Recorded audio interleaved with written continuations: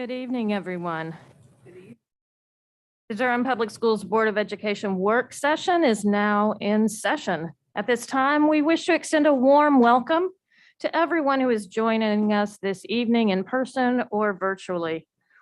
The purpose of this meeting is to inform our parents, staff, students, and constituents about the work aligned with our mission to embrace, educate, and empower every student to innovate, serve, and lead.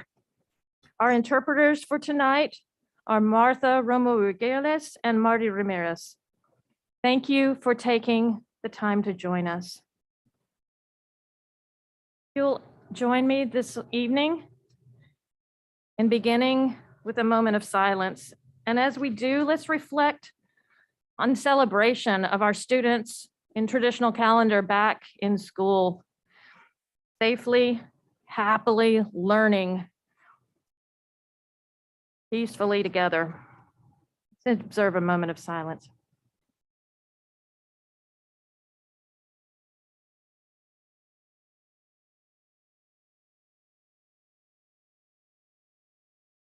Thank you all. That brings us to our item number 3, the agenda review and approval. Are there changes and additions that need to be made? Yes, I'd like to amend the agenda. We have some of our new school leaders here and we love to do some introductions. We can add them before our public comments. I don't know if you want to call that 4B or a new item. Great. Any other changes and to the agenda as presented this evening? If not, I would welcome a motion on the agenda as amended. I move approval of the amended agenda. Second. It's been moved by Ms. Umstead and seconded by Ms. Chavez that we approve the agenda as amended. Any further discussion? If not, all in favor? Aye. Any opposed? It passes unanimously. That brings us to item 4, the board work session minutes from August 11th, 2022.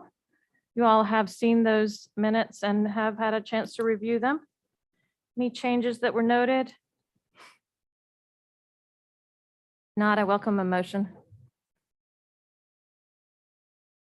I move approval of the minutes dated August 11th. I'll second. Thank you. It's been moved by Ms. Lewis and seconded by Ms. Umstead. Mr. Malone, I think those minutes reflect that there was no attorney present, but I thought I saw that you were present. Do you have notion of that?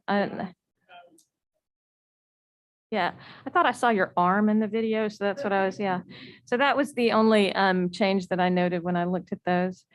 Any further discussion? If not, all in favor? Aye. Any opposed? It passed unanimously. That brings us to a favorite item, celebrations. And Dr. Mavinga, can I turn it over to you this evening? Yes, board members, I think this has been pretty much like a custom in the past. We'll bring new employees, especially directors and school leaders as well, to be introduced to our board. Tonight, I have the pleasure of introducing to you some of our newly hired principals as well as some directors as well. I'm going to pass that to Mrs. Sadath, who will be doing all this introduction. Mrs. Sadath.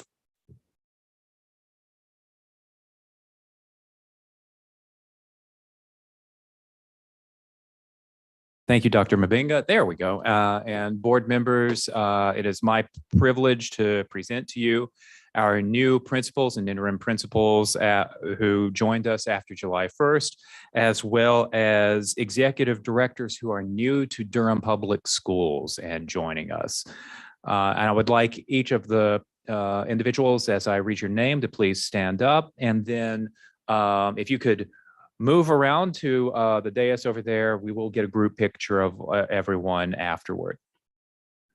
I'd like to introduce to the board Robin Hill Davidson of C.C. Spalding.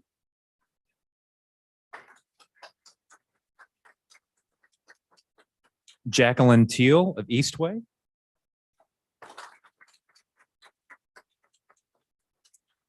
Terrence Covington, interim of Neal.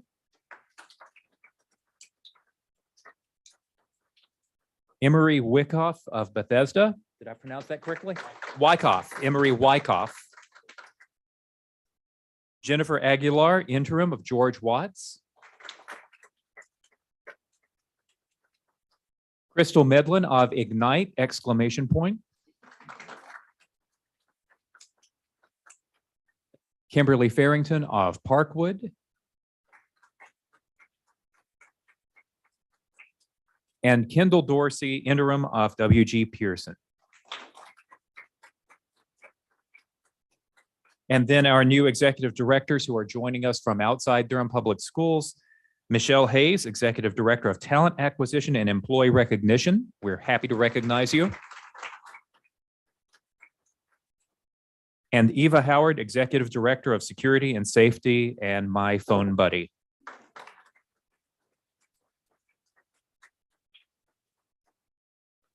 Board members, these are not all of the many people who have joined Durham Public Schools over the summer, as we have been busy recruiting and retaining the best of the best to serve our students and our fellow staff members. But we are very proud that you have the chance to make their acquaintance. Thank you very much. And we're just going to pause for a moment for a photograph.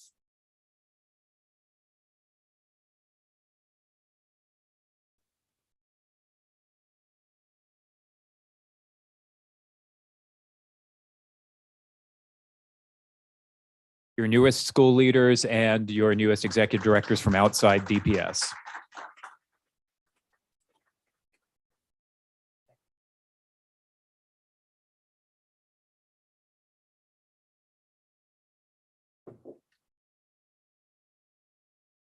So you all don't need to stay. I know it's been a long day for you. You can go home.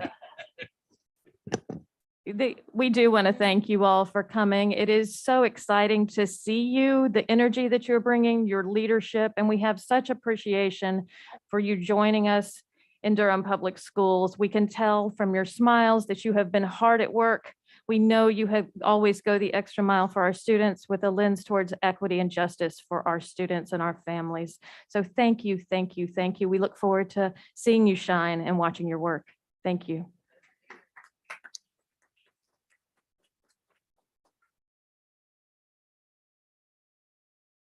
That brings us to general public comment.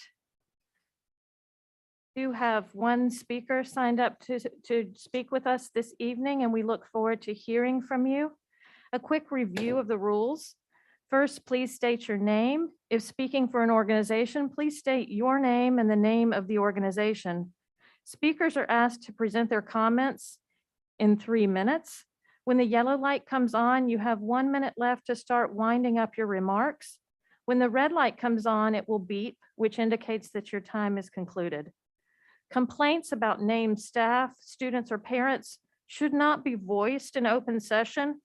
However, we are very interested in hearing your concerns with regard to the public education, the safety of students, or to the operation of the school system.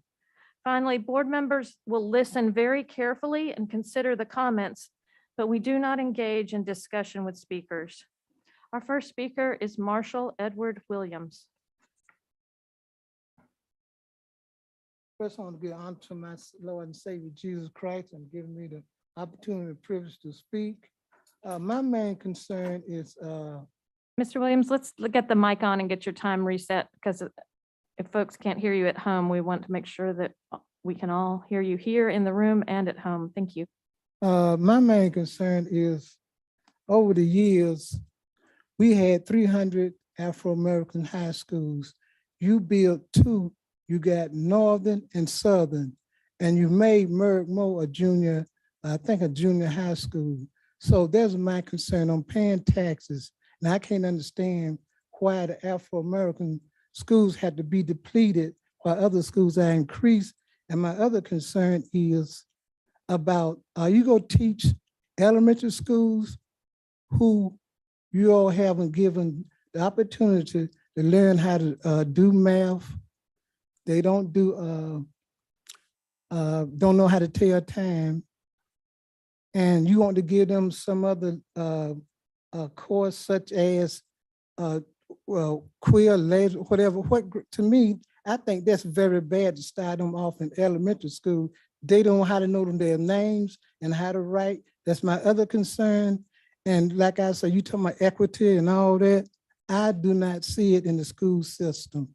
And that was my main concern for coming, because all my tax I'm paying. And like I say, that those schools, we had 300. I doubt we have 10 now. And for its learning process, you can teach everything except what you say this country was founded on, and that's the Christian Bible, but you can teach everything else. And that's why when I came to this afternoon, that would base my concern. Thank you very much. Thank you, Mr. Williams. Thank you so much. Appreciate your heart for Durham. That brings us to our consent agenda. We have an extensive consent agenda. These items have been reviewed prior to the meeting by board members. Do you all have a motion regarding the consent agenda or anything that needs to be pulled? I move to approve the consent agenda for September 8th, 2022. I'll second. Been moved by Ms. Chavez and seconded by Ms. Umstead that we approve the consent agenda items A through G. Any further discussion? If not, all in favor? Aye. Aye. Any opposed? Passes unanimously. That brings us to item 7 from the Chief of Staff, the draft Board of Education Policy 2121. Giovanni, thank you. Good evening, board members, Dr. Mabenga, stakeholders. Today, administration brings before the board for first reading draft policy 2121, board member conflict of interest. The board adopted a version of this policy in 2015, and we have subsequently recommended to the board the adoption of the standard language provided by the North Carolina School Boards Association in April of 2022. And in addition, as indicated in the précis, when reviewing the draft of the policy with the subcommittee, we did add some additional red line language regarding disclosures of any nonprofit board service for board members. So with that, we are happy to entertain any questions, and Mr. Malone, as the board attorney, is prepared to respond to the board's questions. Thank you so much, Ms. Giovanni. Board members, do you have any discussion, questions? This is here for first reading. I had one question about the policy. It states that there would be an annual disclosure of all nonprofits that the board member is involved with. Would there also be, or why wouldn't there be a disclosure of private companies or businesses that board members are involved with as well? Or I was just wondering why only nonprofits and not other entities. You're referring to the red line language that was included. Yes, number 8. So we recommended the adoption of the standard version, and then that was the feedback request. So I don't think it's not limited. This is first reading, so if that is something that the board would want considered, we would certainly consider that. I think it could become a little more onerous with all of the different corporations that are possibly out there. So, but if it is something that the board would like administration to investigate and consider and bring back at the next meeting, what we have discovered, I'm happy to do that. But I would add, so there was a statutory change dealing with nonprofits specifically that requires those to be for board members to recuse themselves. So my thought anyway was that this was just tracking the statutory requirement that had identified nonprofits. That was my thought anyway. There's always been language that in the older policies regarding contracts that boards can't have, a board member can't vote on a contract in which they have a financial gain. And so the legislature, as Mr. Malone indicated, in late of 2021, adopted the statute regarding the nonprofit language and added that language in there. So again, I think it is ultimately, if that is something that the board wants us to consider, that is a possibility. But if the recommendation is the red line language with the nonprofit portion based on the statutory adoption from the legislature.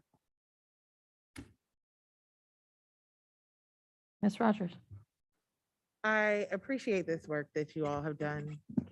Y'all can hear me okay? Y'all can't hear me. Okay, can you hear me better now? Yeah, I think if you stay really close. Okay.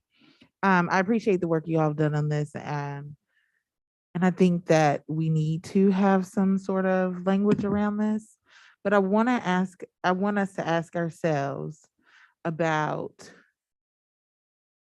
organizations that we wouldn't necessarily publicly share our associations with, be it religious organizations or other controversial organizations that we wouldn't bring to our school board work, and how that would be shared publicly if we go the route of including all corporates and doing the disclosures. Is it normal for LEAs to do disclosures? Have we seen that before? This is the first policy of this edition that I've seen. But I don't know that with the statutory change that others will not follow, but this is certainly the first language like this that I've seen.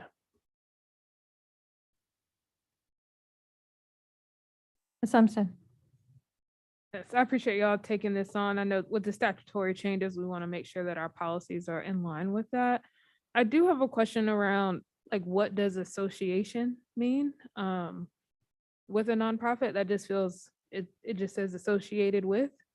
Am I a fan of? Am I like it? That just feels like it could be expansive. And then I do think if we're doing this, if nonprofit is aligned with the language in the statute, it feels like we should include corporations, but I'm not sure. And I don't know if other, Rod, if you have any advice on this, if other school boards do the similar thing with corporations, or if it's a responsibility of the board member to make sure they recuse themselves if necessary. So I definitely think that Ms. Giovanni stated it accurately, that there's been a statute that prohibits conflicts of interest with board members anytime that the board member has a financial impact, financial benefit arising out of a contract. So, and that could be either a corporation or a contract directly with the board member, et cetera. So I think there's kind of always been that language out there. I think that the idea, at least in my thinking about it from the legislature, is that nonprofits, often a board member could be on a board of a nonprofit where they would not receive a financial benefit directly, such that it's not a conflict under the statute. And it just seemed to me that the legislature was looking to get that disclosed at a board meeting. That could obviously be disclosed without the language that you're proposing. I mean, when those items come before the board member could disclose it at that time. But what I understood from Ms. Giovanni when she reached out to me about this language was that the board wanted to have these disclosures. And again, this is the first that I am aware of a board that is choosing to yearly disclose all nonprofits that a board member is, affiliated with. You could certainly, the language in the statute talks about being on the board of directors. So you could certainly revise this to limit it to that, but a board member could be affiliated with a non-profit in a different way. So this language, I think, was intended to kind of capture more than just being on the board of directors. But obviously it's whatever the board had in mind. I wasn't at the committee meeting. I was just working with Ms. Giovanni, trying to capture what I understood the board was discussing. Definitely feel like if we're going to pass this the second reading, we need to clarify what associated means. And it can mean so many things. So that's why I'm like, I just feel like I would want to clarify that if we move forward with this. And I think the other question that I thought when I was thinking about this for myself, I was like, okay, this disclosure allows for us to be clear about who's on what board and what contracts might need to be, where people might need to recuse themselves. And I wanted to know, is that necessary on a kind of system-wide level to make sure, or is that something that again should be an individual responsibility? One, and then second, my other question would be, if things don't come to a board level so that someone doesn't vote on it here, does this still play? Sorry, that was a little complex. So the statutory change, it addresses items that would come before the board to be voted on by the board member. And again, all that the statute is requiring is that the board member, acknowledge it and not vote, recuse themselves. So from a statutory perspective, that's all that the statute is attempting to capture. If the board wants to capture something else, that's, for you as a board to decide how you want to proceed.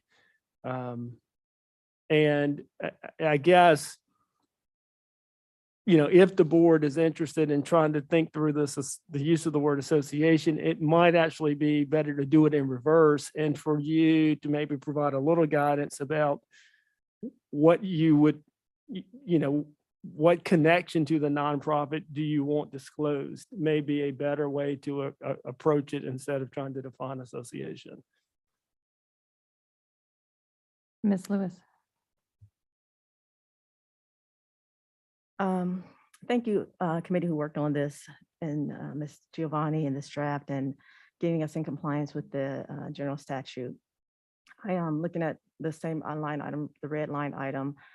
I am concerned about the commitment that it is placing on the CFO to initiate a plan of action. And when I'm thinking about the timeline, I know that's also at the end of a school fiscal calendar year.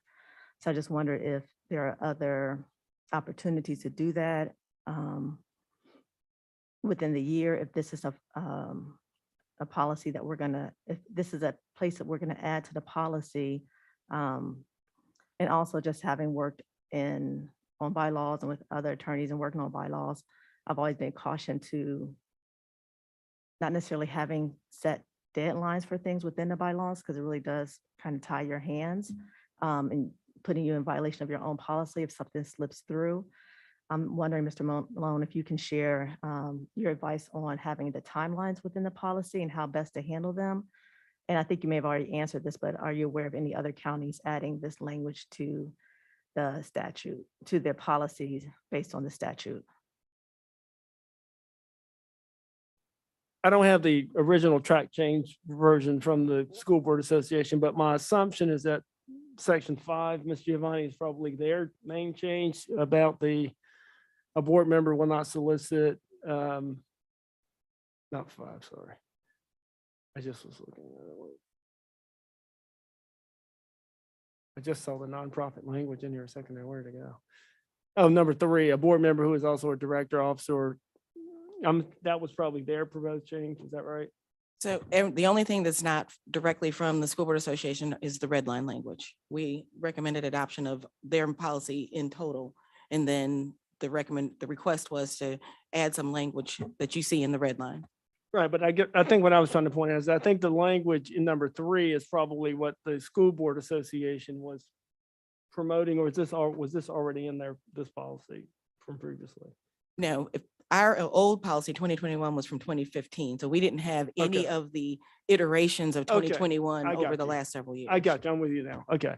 So what most boards who have been with the School Board Association's policy manual would be adding at this time would be basically what you see in number 3, because they would be capturing this new concept. So again, if you want to go forward with some version of number 8, if the August timeframe and July timeframe to make the disclosures is not believed to be a good time because of how it will impact the finance department, I mean, that's all up to the board to change any or all of that. I mean, we were just working from, based on the conversation I had with Ms. Giovanni, we were just trying to come up with a starting point for you to get the conversation going. And from here, we'll take whatever direction you have to revise the policy to read however you like to see it read.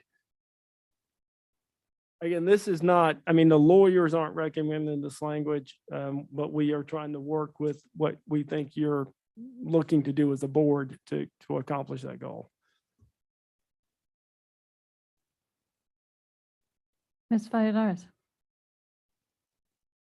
So I thank you so much for explaining. Number 8, having that stipulation in 15 days. I just have to also think about, you know, if you're talking about somebody taking a staff role in a nonprofit, for example, a 15-day period, it says that, I'm just questioning whether this particular clause on number 8 can be adapted just because of the disclosures being in that time frame when there's like all kinds of processing that takes place, all kinds of backgrounds, all kinds of things. I mean, there's logistical things with HR if somebody's going to be hired in a nonprofit, for example. And I see this 15-day as a constraint if that process takes longer because of background, fingerprints, whatever, depending on the specifications of that particular process. So I'm wondering if we can work with 8 in a way that is a little more inclusive of, you know, these processes. Just to be clear again, I mean, I think that this can be rewritten however you want it to read. This was just to get you started. I mean, there's no magic in August, July, 15 days. The whole section altogether can go away. It's whatever, this was to give you kind of a starting point to think through the issues that you might want to have, understanding it coming to me that the idea was to have some version of a disclosure. So, I mean, if you want to make it 30 days or 60 days, any of that, whatever the board's pleasure is, if you want to do it at a different time of the year, I mean, it doesn't, you know, it doesn't matter. We can just, once you get it in place, it'll just recur every year. So whatever the board thinks is best is fine, certainly by me. Ms. Chavez. Well, thank you for working on this and presenting us this this draft. I would say circling back to my first question and then in answer to the other questions that came up, I think it would be great. I don't see a reason why not to include corporations as well if there is a disclosure policy. So I'd be in favor of that. I think as elected officials do have a responsibility to be upfront about what influence or financial relationships they may hold in the community. So I think I would be in favor of that. I would be in favor of some clarifying language about the term associated as well. Maybe something about having some influence or a financial relationship. Those are the 2 ways in which I see people having a relationship with a nonprofit or another entity that may affect their engagement in board decisions. And then the third thing is I would be in favor also of some looser language to your point about the timeline, perhaps just an annual disclosure without specifying an exact time and 15 days, you know, being moved to 30 or 60. But thank you so much. Thank you, Mr. Sears. Thank you, everyone. Thank you for bringing us a jumping off point. Thank you, Bora, for the conversation. A couple things come to mind. I'm in favor of more transparency. I think the onus is clearly still on us as board members to disclose, to make choices, to publicly recuse ourselves. I mean, that's exactly what the statute says when appropriate. But several of us have not necessarily served on nonprofit boards, but worked for nonprofits that did interact with the district. And it's always an uncomfortable position. I'm speaking for myself when I worked at North Carolina New Schools that would do business with Durham, and took myself out of working with the Durham schools. That was a known entity that I worked for that organization, but there was no formal process for making that known other than to bring it up in meetings or to recuse myself for votes, which again, I understand is the statutory baseline. I think a process like this, I don't have any specific feedback at this time, can only help us be more transparent, take away some of that institutional knowledge that some of us may have and others may not. So in general, I'm in favor of this policy this policy change moving forward. Thank you. Any further discussion? Just in looking at the language in number 3, maybe we should have tracked that in number 8. I mean, we could certainly, at least as to the nonprofits, if the board is inclined, instead of the use of the word association, we could go with a board member who is a director, officer, or governing board member of a nonprofit. That would track this language. And I'm pretty sure this is exactly the language that's in the statute. So that may be a better way to go about identifying when the disclosure would apply, if that's something that the board wants us to revise it to read in that way. Thank you, Mr. Malone. Ms. Simpson? Were you reaching for your mic? No. Sorry. Yeah, I just was gonna comment. I like the changing of director, officer, governing board. I just think association is very loose. And I was even thinking what you were saying, Ms. Chavez, around financial. And I was like, well, am I giving you a list of everyone I donate to every year? Like that also feels like maybe too much. So I like tracking that same with number 3. I appreciate all the folks that have worked on this and everyone that's commented. You know, when I attended School Board 101 this year, which is always fun and enlightening, it was obvious to me that this was a change that had happened, that I appreciate us kind of catching up our policy to keep us in line with that. And I appreciate all the feedback on this red line language. You know, when we met with you all, our feedback, Ms. Rogers, I think, was to staff, we don't want the onus to be on you all to know what nonprofit boards I serve on. How would you know unless I disclose? And so we put that kind of responsibility on ourselves as board members to do that. I have talked with commissioners for the county, and I believe that they did a similar process around budget season this year with, you know, paperwork disclosures. And so while we may be the first of school boards, I think the county is taking this law very seriously, and I appreciate getting in line with that as well.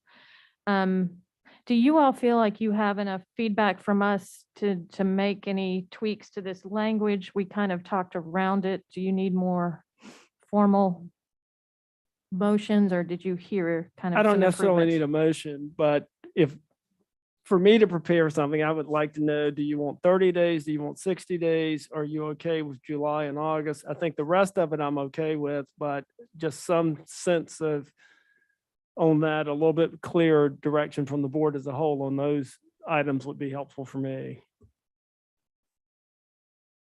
All of you all, you have consensus to give Mr. Malone? I think like a lot of this came from staff. So, you know, board members didn't write this red line stuff. Y'all did. I figured there was a reason you picked times that you did. Ms. Rogers? I like the idea of 30 days, if the board's okay with that. As far as the timeline, what's a better time for, I mean, there's always something happening. So. I was only thinking about when the budget season is and it being the responsibility and onus on administration. But as Ms. Byer was saying, that this was the administration who actually put it in there. If July is when it's fine or August is fine, I was just being considerate of those timelines. Yeah, I was also thinking of when new colleagues join, so knowing and disclosing pretty early in someone's term, right? So we're sworn in first week of July. And then I heard Mr. Lesueur say August, September, he was fine with as well. I mean, somewhere in there.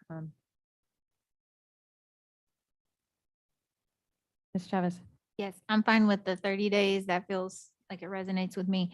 And I also favor using the same language as was used in number 3, a director, officer, or governing board member. So it sounds like August is a good time, month-wise.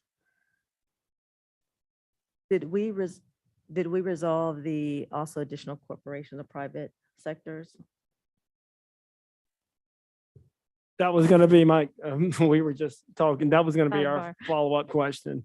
And are we going with August, September, or July, August? I would say the end of August. End of August. Okay.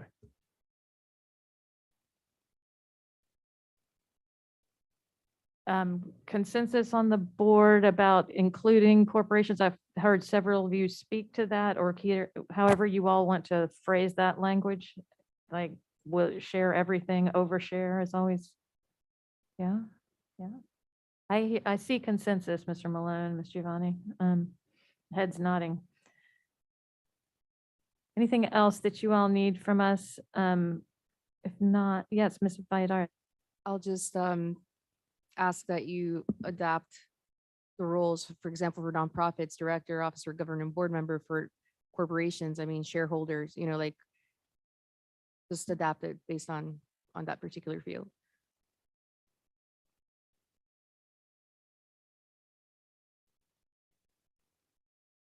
Yeah. Okay, so we're wondering if where you all would like to move this for our September meeting, consent or for further discussion. If So I just want to clarify one Yep, thing please as clarify I'm all the sitting, as things, I'm Mr. sitting Moore. here pondering now. So I hear no one saying employee. So I just want to, are we intentionally excluding employee from the list, or do we want to add employee? So if you were an employee of one of these, I just want to make sure before I draft, because anyway, I'll put a period there. I think it's really important that it aligns with the statute. So what does the statutory language say? So this, again, the statute as it relates to nonprofits, I am pretty sure is this exact language, director, officer, and governing board member. So we can stick with that. I just want to make sure. I personally think aligning with the statute makes sense. Okay, perfect. I'm just trying to play it like if you were an employee of ABC textbook company. So it's on you to disclose that only if you're a shareholder, like.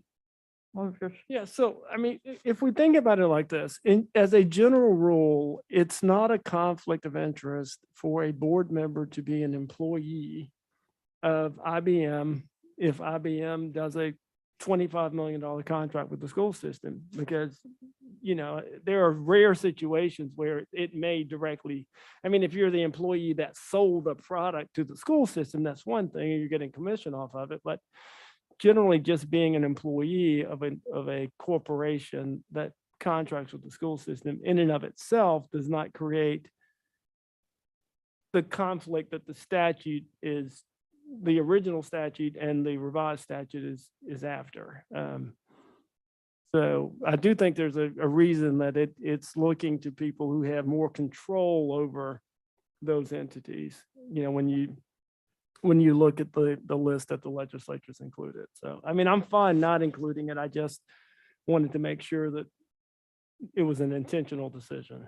That's helpful, except we don't have $25 million to do a contract for IBM, but it'd be nice if we did. Any other thoughts, feedback?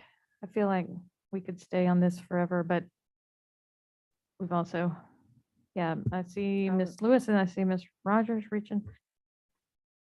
I was just saying, I agree with Chair Umstead, sticking to what the statute says. I think we're crossing every T and dotting every I with the red lined item anyway, and this is the first one to be done. So I think as closely as we could stick to the statute would be best for, and given the transparency that's desired.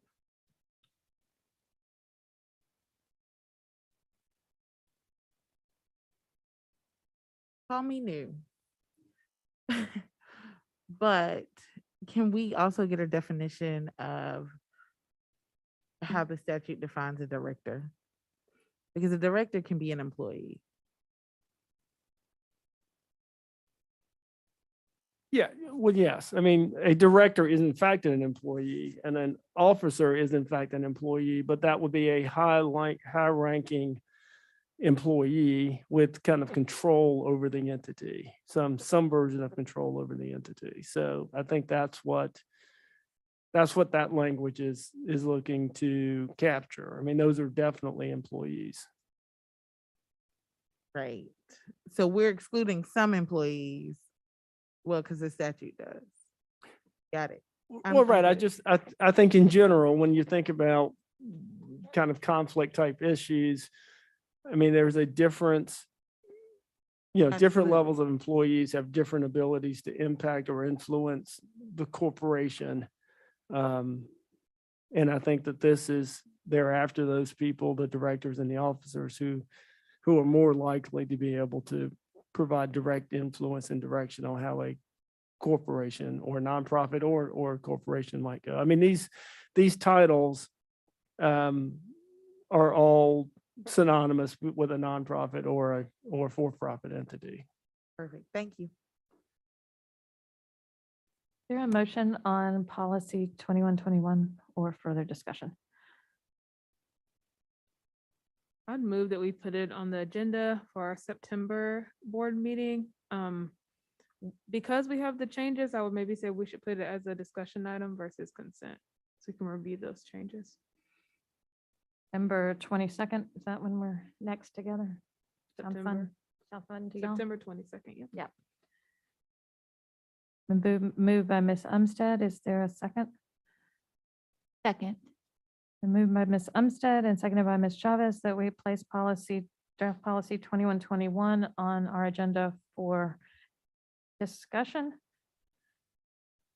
September 22nd meeting. Any further discussion? Not all in favor? Aye. Any opposed? Passes unanimously. Thank you, and thank you to staff for your leadership and work on this. It brings us to operations. Thank you and good evening, Ms. Barr, Board of Education, Dr. Mabenga. I'm joined tonight with by Fred Davis, and he's going to provide us an update on the Murray-Massenburg project and then walk you through our first guaranteed maximum price for the project, which is how we get started on construction. So without further ado, if we could bring up the PowerPoint, and I'll turn it over to Mr. Davis. Thank you, Dr. Monk. Good evening, Dr. Mabenga, Chair Umstead, and board members in the community here and watching. This is an exciting time for Durham Public Schools. We just last week opened our first elementary school in over 10 years. And as the Executive Director of Building Services, which oversees design and construction, I'm very excited. As well as being a product of Durham Public Schools, it's always exciting to build new learning environments for the future leaders of tomorrow. Today, we bring to you another exciting topic and discussion, which is the first GMP for Murray-Massenburg Elementary School, slated to open in 2024. In October of last year, under the leadership of Dr. Monk, we brought to you a certain delivery method, which we describe as a CM at risk. And so for those listening and not to insult anybody's intelligence, the GMP is a guaranteed maximum price. And so historically, we've done more of the design, bid, then build. What the CM method does for us is, well, you'll see in the discussion, kind of considers all the uncertainties and gives us true numbers ahead of those bids so that we know what we will be budgeting for. And so this first GMP also allows us to take care of some of the early packages that go along with bidding a project so that we can ensure we have students and staff here in 2024. We'll begin the discussion. Next slide, please. And feel free to stop me at any time if there are some questions. I'm going through this fairly quickly. It is in your packet, but feel free to stop me if you have any additional questions that you may see on the screen. So GMP 1, again, consists of 42 million of the project construction cost, which is about 53% of the overall project cost. We did this for early packages. We'll discuss in this further slides about where the market is. And so in order to counter that market, we had early packages such as concrete, HVAC, electrical, historically that have long lead times that could potentially jeopardize the opening of the school. So this GMP one covers majority of those packages to make sure we have a successful construction and project. Again, we are slated to open in 2024, and so we are excited about starting clearing and grading on the Roxborough site mid-September. So as you drive by, I know there's signs at both Roxborough and Martin Luther King, but it'd be exciting to start seeing some of the trees being cleared and some of the grading early site package occur. So again, as we stated, this GMP tries to deal with some of the price escalations that I'll talk by specifically later to ensure, again, that we open in 2024. Next slide, please. And so with the help of our CM partners, as well as some national historical data sites, we wanted to kind of answer some of the questions that you may have about the rising prices. Again, of course, we're coming out of a pandemic. And so because of that pandemic, we've received unprecedented material costs. You've probably seen it in your grocery stores or at the gas pump, as well as a tightened labor market. There are a lot of people prior to the pandemic or during the pandemic decided to come up with different entrepreneurial activities, and thus the labor market has dwindled down, which also is encompassing of these high 40-year inflation numbers. Next slide, please. These are some of the factors that we talked about, shortage of materials, again, supply and demand, labor shortages, again, COVID, as well as what's going on across a global society when it comes to imports and exports. These all play a factor in the numbers that we're seeing with price escalations today. Next slide, please. So again, as we stated, the GMP will help deal with longer lead times, which then drive up costs, would then impact us opening schools. Some of the things that we've seen that were traditional at 10, 12 week, but now becoming 60 week packages is switch gears, roofing material, drywall, to name a few, which of course you find in most K through 12 construction. Next slide, please. So again, we talked about Ukraine and those being major, Russia being major exports of gas. And so those directly impact some of the other materials that we see. So asphalt has gone up, roofing, paint, solvents, all you wouldn't think have a direct cost impact to construction. Synthetic turfs, upholstery, so our furniture for the classrooms, all of that has a direct impact. Next slide, please. Again, because the demand has not changed, the supply has been something that is hard to get. So you have record backlogs. Again, not enough workers in these trades. And so most subcontractors are jacking up their prices because they can be selective in the jobs because of that demand. Next slide, please. But the good thing about here in North Carolina, regionally as well as locally, North Carolina is a place to be. And so while that's good for the private and the economic sector, it's not good for those who want to build because you're competing with other non-school public entities that are drawing some of those trades to build what great things are happening here in the Triangle. Next slide, please.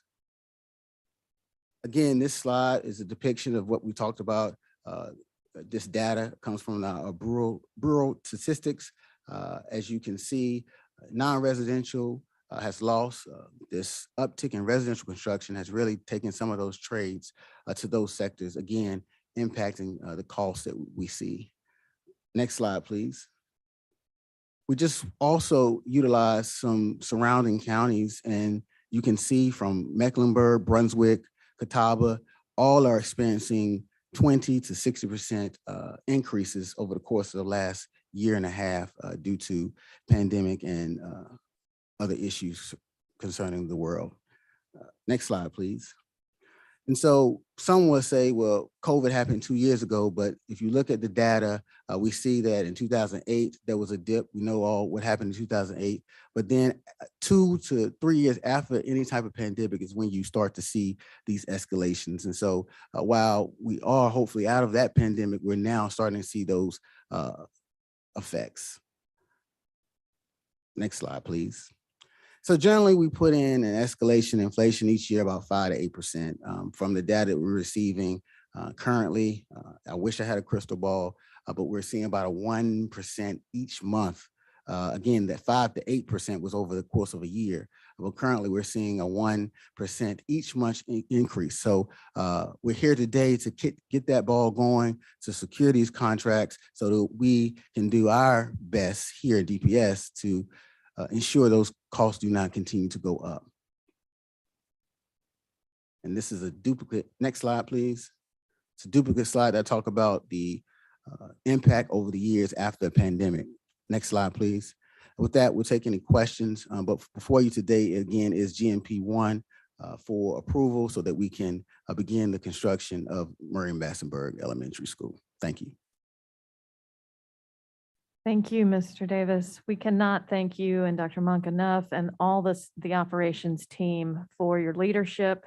3 schools opening in 3 years is a lot of work for a lot of folks. And it's a lot of collaboration years ago with our commissioners and our community that supported a bond to get these projects going. I appreciate y'all doing everything on time. And we look forward to the ribbon cutting official opening at Lions Farm soon. It's beautiful to see children in place there.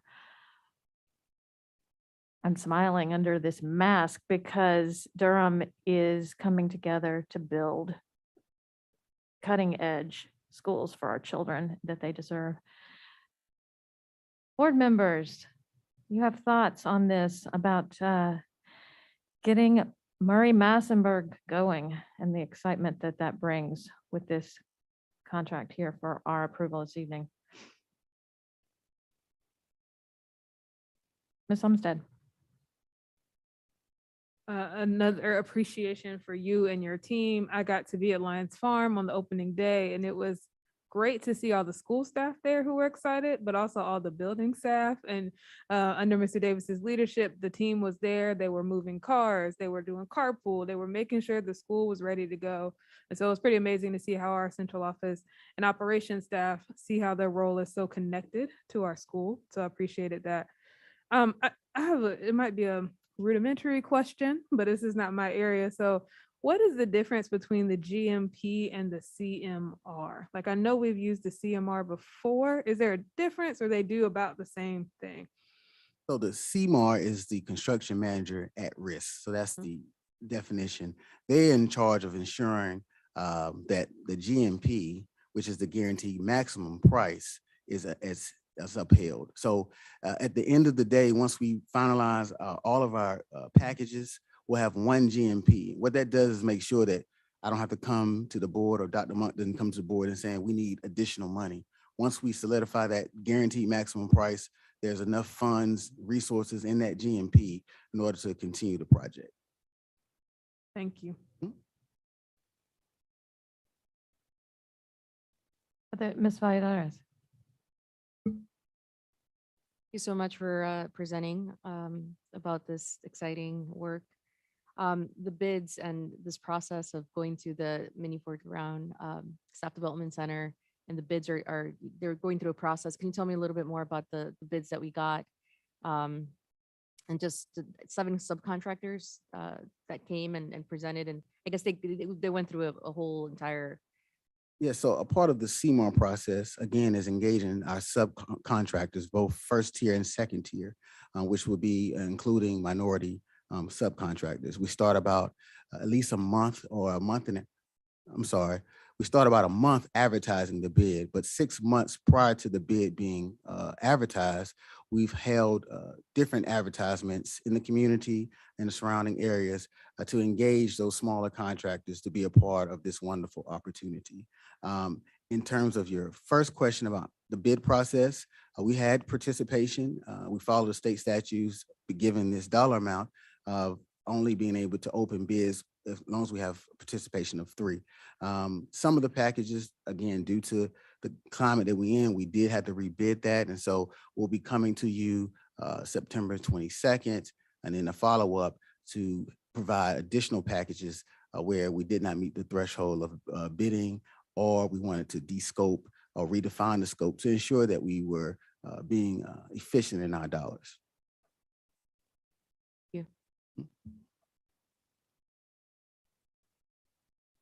Any other discussion on Murray-Massenburg and the contract that's here before us tonight? Mr. Sears? I'll make a motion that we approve the first stage as presented in the précis. Second. Been moved by Mr. Sears and seconded by Ms. Rogers that we approve the Murray-Massenburg Elementary School Guaranteed Maximum Price Contract with LaChase Construction Services LLC for the construction of the new school. Any further discussion? If not, all in favor? Aye. Any opposed? Passes unanimously. Thank you, Mr. Davis. Might add a public comment, yeah.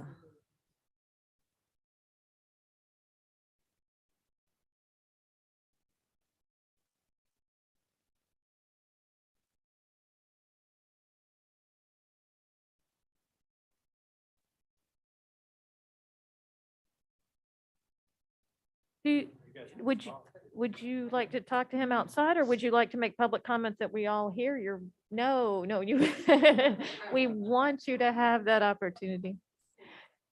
Oh, yes. Thank you. We want to be excellent neighbors to you. Thank you so much. Really appreciate it.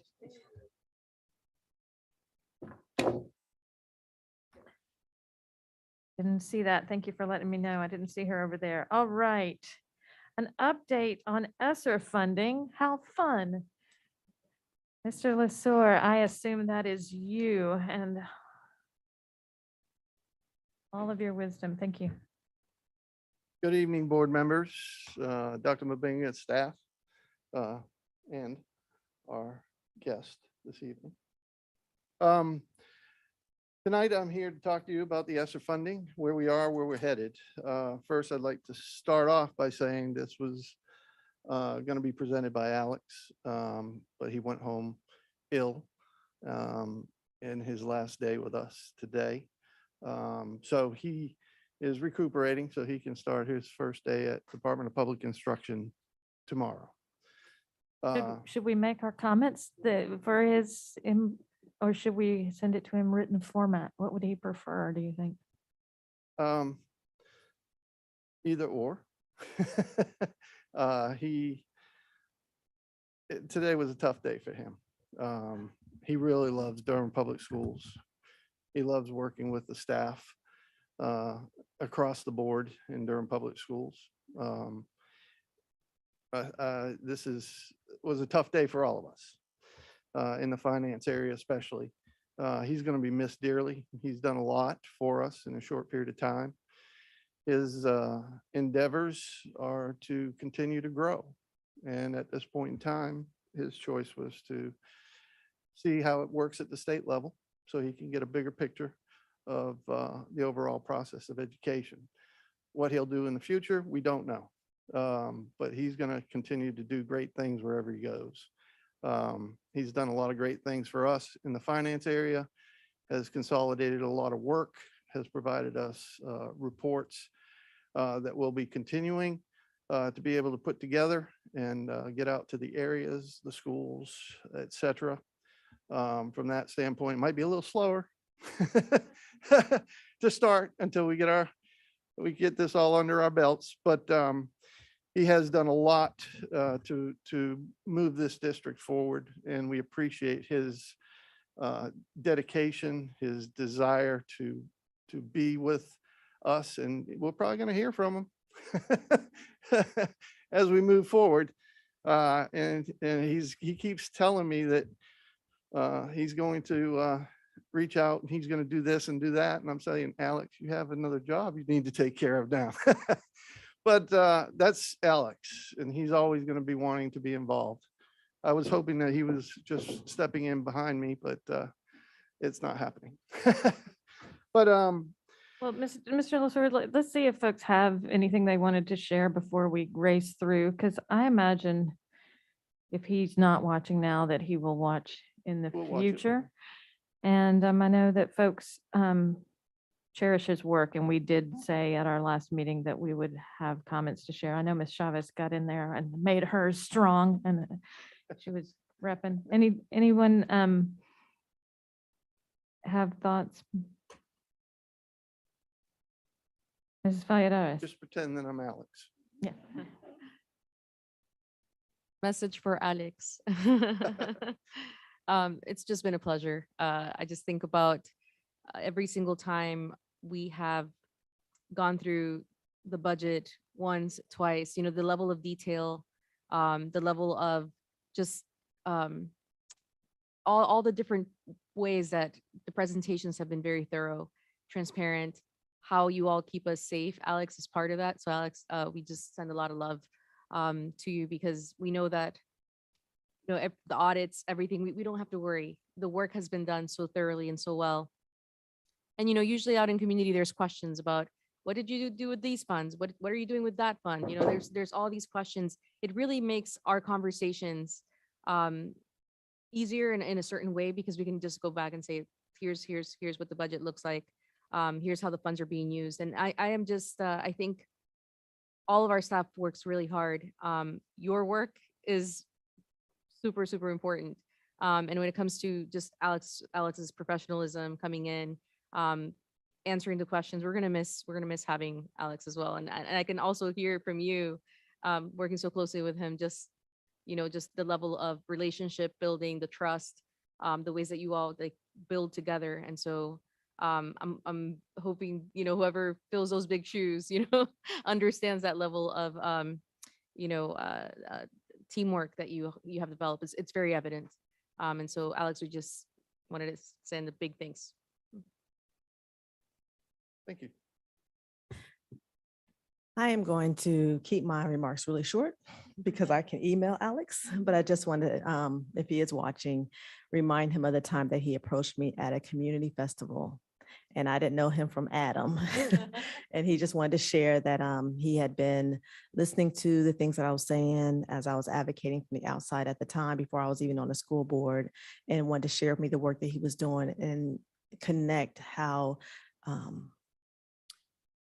the dotted lines added up and how it reached our most vulnerable populations, and how he was striving to get more equity out of the work that he was doing. And I was a bit clueless, and now having interacted with him, having been on the board and having his presentations, and he makes it so plain. I just appreciate all that he's added, all that he's offered. Now he's going to be off to do great things. So thank you for this time.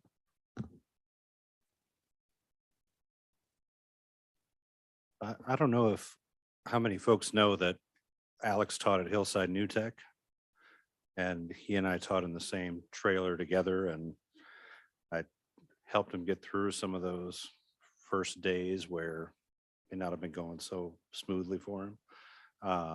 So we go back, and I'm extremely appreciative that he put the time and effort into our district that he has, not only as a classroom teacher, keeping that kind of in his mind and in the work that he does, but has given his time and efforts to our district. I think he is invaluable, and it does bring me some comfort knowing that someone of Alex's caliber is at the state level.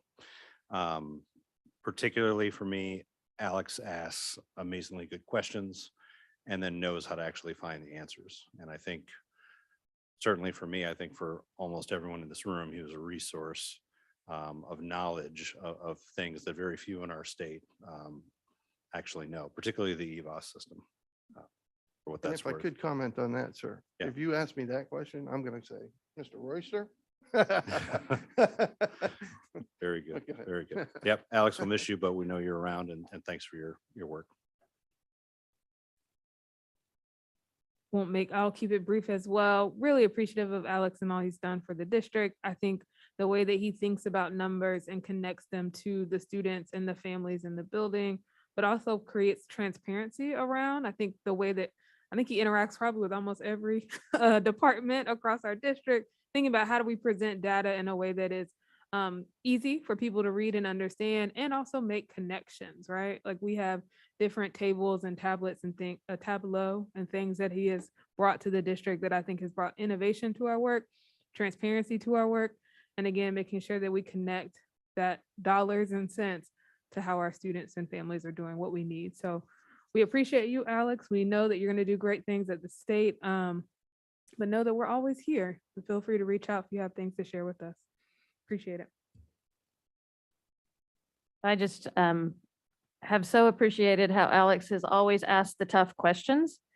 He doesn't take the cookie cutter answer, but he digs deep. He also, whether it was in the classroom, I'm betting on triathlons, at Best NC, or part of DPS, he is the equivalent of about 5 or 10 employees, like as fast as his pace and his work is, and his ethic and his commitment to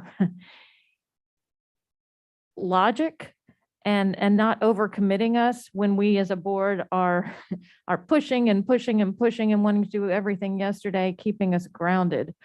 And so I'm so sad to see him go. I know it was a tough day for your department and will be tough in the days to come. But know that he's a future DPS parent, and want him to know that he always has a home here with us in Durham. And look forward to kind of seeing the tough questions he asks at the state level on behalf of these students, because his heart is always, like you said, Ms. Lewis, really focused on equity for all students. So with that said, and making him uncomfortable, I'm sure, let's talk about Esser funding. Mr. Lasora, thank you for letting us talk. You're welcome. And thank you for all those kind words. Again, he will be missed.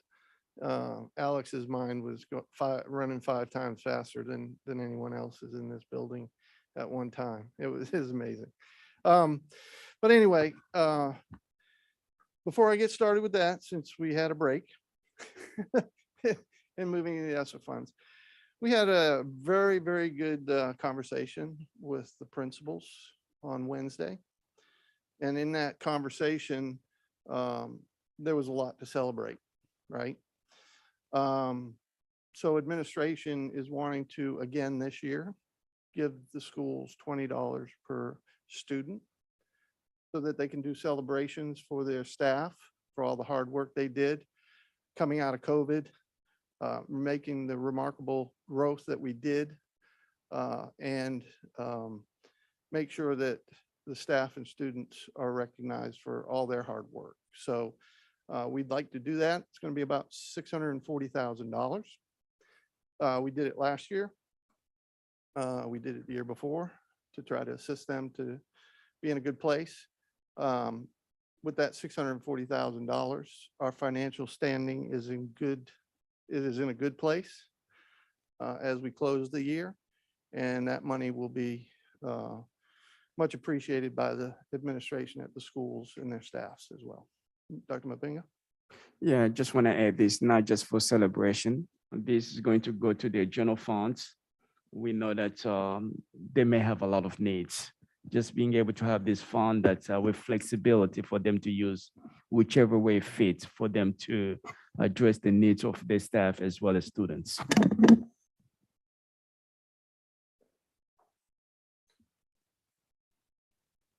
Okay, now let's move on to the topic of the day. Our Esser funds. As we bring up the PowerPoint, you know, federal COVID funds have been with us since 2020. We want to make sure that we're in a good place as we move forward. We have some deadlines that are coming up. We want to make sure that we hit those targets, make sure we spend down the money appropriately and spend it on the right things. As we know, the majority of the money that we've received has been for the purpose of educational loss, technology is what we've used it for, and to make our areas, our schools healthier and safer for children to go to school every day. So if we can go to the next slide, we can get started. As we all remember, COVID came in three major pots for us. The CARES Act funding, which was the first pot we received in May of 2020. That was primarily used, if you remember, for laptop purchases. $7 million+ was used for that. We had the other pieces we had in that play were our hotspots, make sure that there was connectivity across the county. So that pot of money has phased away. So we're into our next few pots of money that are really taking us through this year into next year and into 23, 24. So we want to remember that. We had Esser 1, which was the coronavirus relief and economic security, which was CARES. Esser 2, as we call it, is the coronavirus response relief supplemental, CRISA, that was provided to us in December of 2020. And then the American Recovery Plan, ARP, which is Esser 3, which came to us in March of 21, with all sunsetting dates as we move forward. At the bottom, there's a link that can be clicked, and you can go to and see all the funds and all the fund information there is in regards to COVID that we look at and is our guideline for ensuring that we are spending these dollars appropriately. Next slide, please. As we talk about these funds, we have the sunsetting of the CARES Act and GEAR appropriation funds at September 30th of this year. This slide will show you that we're spending it down, and we only have a few hundred thousand dollars left to go from that standpoint. And every day this month, we're spending it down more. These funds have to be appropriated or encumbered by September 30th, and they extended our normal 90-day liquidation to give us 120-day liquidation through the end of January. So we're in a real good place. We're going to spend these down in the next few weeks and be done with it. Is my plan to be done with it at the end of September. So if it does linger in, it will be because of encumbrances for contracts and things of that nature that we have in place. Next slide, please. As we look at this slide, you're going to see that there's two different colors. You got the green and the blue. That's just segregating the different funding in the different time periods that we have to spend them. In the first part of this, you have your Esser 2 funds, which the primary bucket that we had was the $48 million for the purpose of Esser 2. And then we had some other pots of money that were for specific purposes in the Esser funding programs for the purpose of is how we allocated these dollars for child nutrition, for learning loss that was specified in the grant, applications that we had to spend money on for the majority of it we looked at is going to be for our K-12 learning loss. We had $48 million of that. As you can see in the remaining balance currently, there's $13 million. Again, these dollars can go through September of 23. We don't expect them to last that long as we spend them down. As we look into our next pots of money, which will end in 9/30/24. At this point in time, a lot of these dollars are in place to get us through the next 2 years. We will be looking at summer learning loss, recouping more learning loss next summer.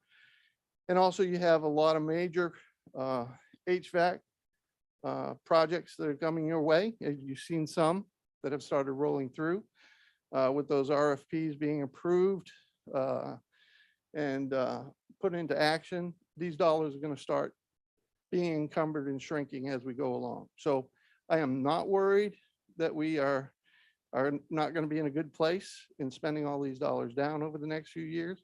We have a lot of needs and we will spend these dollars down. Remember, we have about $7 million for the bonus that will go out in October, $1,500 bonus for those employees that have been with us and that are with us in September. From that standpoint, that's another bonus to go on top of the, what was it, 4,000 for, it was almost $5,000 last year, another $1,500 coming out to those individuals this year to say thank you for being with us and staying with us. Those are really the keys to these dollars as we spend down over the next 2 years.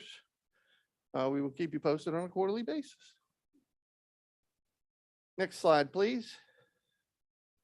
We just wanted to give you some good information that you can look at and see where we are and where we're headed and when these funds expire, in a different look than just verbiage or a few words at the end of a column. We want to make sure that you are comfortable and understanding that we're in Q1 of 2023. And as you can see, the CARES Act and year funds that we're spending down, and in September of 23. We have till the end of the next quarter really to get it done, and then another month on top of that. The CRISA, again, as we spoke, the blue goes all the way to quarter of 22, 23, 24. And he has it down as Esser. I think he made I think he has a slight issue going on with some of this, but no, it's correct. 24, 25 is when we'll end up with our Esser 3 funding. I'm getting my quarters mixed up with my old age, but it will be the 24 school year, 24, 25 school year that we have. So with all that said, we're in a good place. We want you to know that we will be in a better place on updates as we go along with the additional encumbrances and expenditures that we have. At the bottom, we want to show you a little bit about the per-pupil amounts that we received from these funds. The CARES and Years Act, where we got $13 million. It was about $433 per student. Total allotment per fiscal year is about $173 per student if you broke it out over the 3-year span. The Esser 2 funds, the $48 million, we're looking at $1,542 per student over the 3 years. It would be approximately $563. So these are additional dollars that we have on an annual basis to move us forward. And Esser 3, the $108 million, gives us $3,441,000 and $918 per year, a total of $5,415 per student is what we receive for these grants. Next slide, please. As we look at this, we're pointing out the different allocations. This one's highlighting the academic services, which is your learning loss, your school funds, temporary positions that we put in there for 2 years. If we see that we have additional vacancies that we can continue some of the positions into the next year, we'll certainly do that to help spend down and also support the schools. Of course, we're talking about, we have some district-wide positions as well that are supporting the schools. And from that standpoint, we rounded out with curricular resources that we're using, $3.1 million for that purpose, to ensure that we can put additional resources in the classroom to support the learning loss that we had over the years.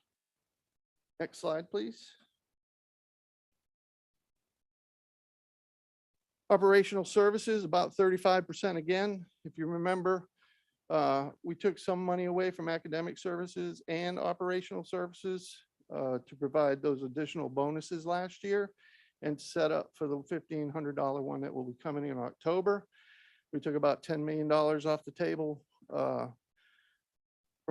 from all the programs to ensure that we could make that bonus happen. But operational services, of course, the major part of that are beginning to ensure that our systems, HVAC systems, are up to speed, being repaired, boilers, chillers, whatever, making sure that those are in a good place so that we can ensure that students will have heat and cooling when the appropriate time of the year comes. We have some other little pots of money, 1.9 million for transportation and for child nutrition. Those are to ensure that if we don't get the resources that we expect from the state, because we don't have the number of students or we don't get the revenues in those programs, that we want to make sure that we have those additional dollars budgeted from these funds to ensure continuity of our programs. Next slide, please. And the next slide is kind of hitting on the other areas, your administrative services area, your school level strategies, and your staff recruitment. From that standpoint, staff recruitment, we've put the $27 million in there. That again is the majority of that is the bonuses. We have retention bonuses in there as well as recruitment bonuses. So all of those together, we're spending a significant amount of money on retaining people and ensuring that they can get to and from school with the rising costs that we have as well. So administrative services, there's not a lot that we put in there. But from that standpoint, we have some budgeted for human resource initiatives, tuition reimbursements. We also have budgeted $684,000 for contract tracers. With those departures, those budgets are going to probably get reduced now that we're not doing so much contract tracing and so much testing, that we'll be able to use those dollars as we move forward for other means. Next slide, please. So this is just giving you another look at the different funds, pots of money that we received and in the different areas that we're using them in. This is to provide you that additional information to see what the different areas had, where we talked about the $56 million previously for academic services, the 52 for operational services, showing you where we are in our spending patterns for those pots of money. Overall, we still have 66% of the dollars left. But as I said, as we're bringing contracts to you from the board, as we're doing summer learning over the next 2 years, as we have those positions that are in the schools that are filled, it gives you a better picture of how we're spending those dollars down. Next slide, please. We wanted to also give you some additional information in regards to the Esser school positions, trying to give you a breakdown of the different types by elementary, middle, and high school. So you have a better idea of the support that we are putting in the schools at this point in time. And as we see needs that arise on an ongoing basis, we'll continue to add to those positions. Anytime we do things, we have to do budget amendments. Budget amendments take time. The state we have to fill out the paperwork, submit it to them. They have to review it and approve it, and it takes time. We can't just go from what we want to do today to something tomorrow. We have to be able to generate the appropriate paperwork and justification for any change that we make within the budget. So we try to identify as many positions as we think we're going to need in the different categories, so that we have enough flexibility to move forward on a day-to-day basis. So as you can see, we have over 109 positions allotted to the schools, 77, almost 77, almost 78 filled. So we do have some lap salaries that's coming back into the pot. That's the reason why I said we can possibly utilize positions in the next year to serve schools in a better capacity as we wind down our dollars. Next slide, please. And this is just giving to you another look at the different types of positions that we have in the different areas for the purpose of supporting the schools, from information technology to curriculum and instruction to student support services. Community education, as you can see, towards the just below the halfway point of this document, we put those instructional assistants in there that we're working on filling to ensure that we can provide the before school and after school care. So, and we talked about those a meeting or so ago.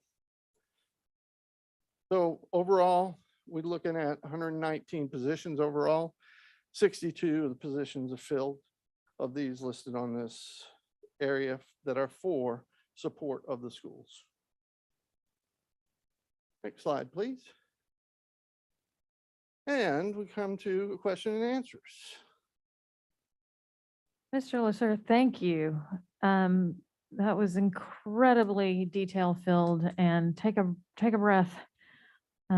Celebrate the transparency and the level of detail that we provided to this board, but also to our community members who are interested in knowing how we're being responsible and accountable for a huge influx of federal funding.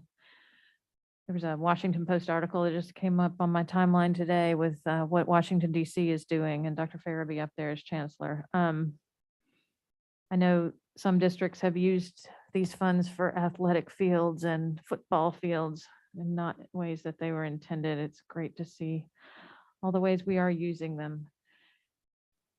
Board members, questions, thoughts, discussion?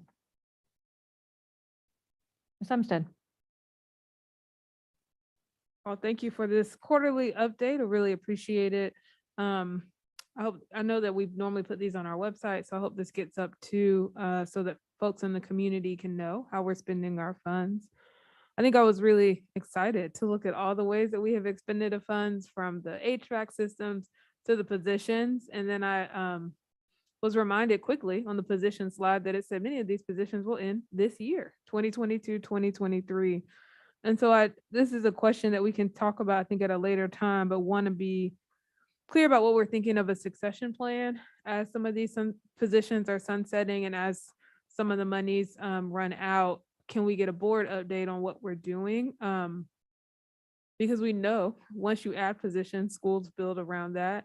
We looked at mental health, we looked at custodial, like all those are such essential roles that I just was looking at on that sheet. So I would love to just hear and a follow-up to the board about how we're planning to fill those roles or gaps and what we're doing to support schools. So in response to what we would like to do, I'm really hoping that the court case on Leandro will do something for us. That would make all the school districts' lives easier to move forward. So, I mean, that is the one thing that we're focusing on, keeping our eye on and our ears to everything we can to know what's going on with that. So I'm hoping that before I retire, that will come to fruition because it's much needed by the school districts across the state. Ms. Valladares. Thank you, Mr. Lesueur.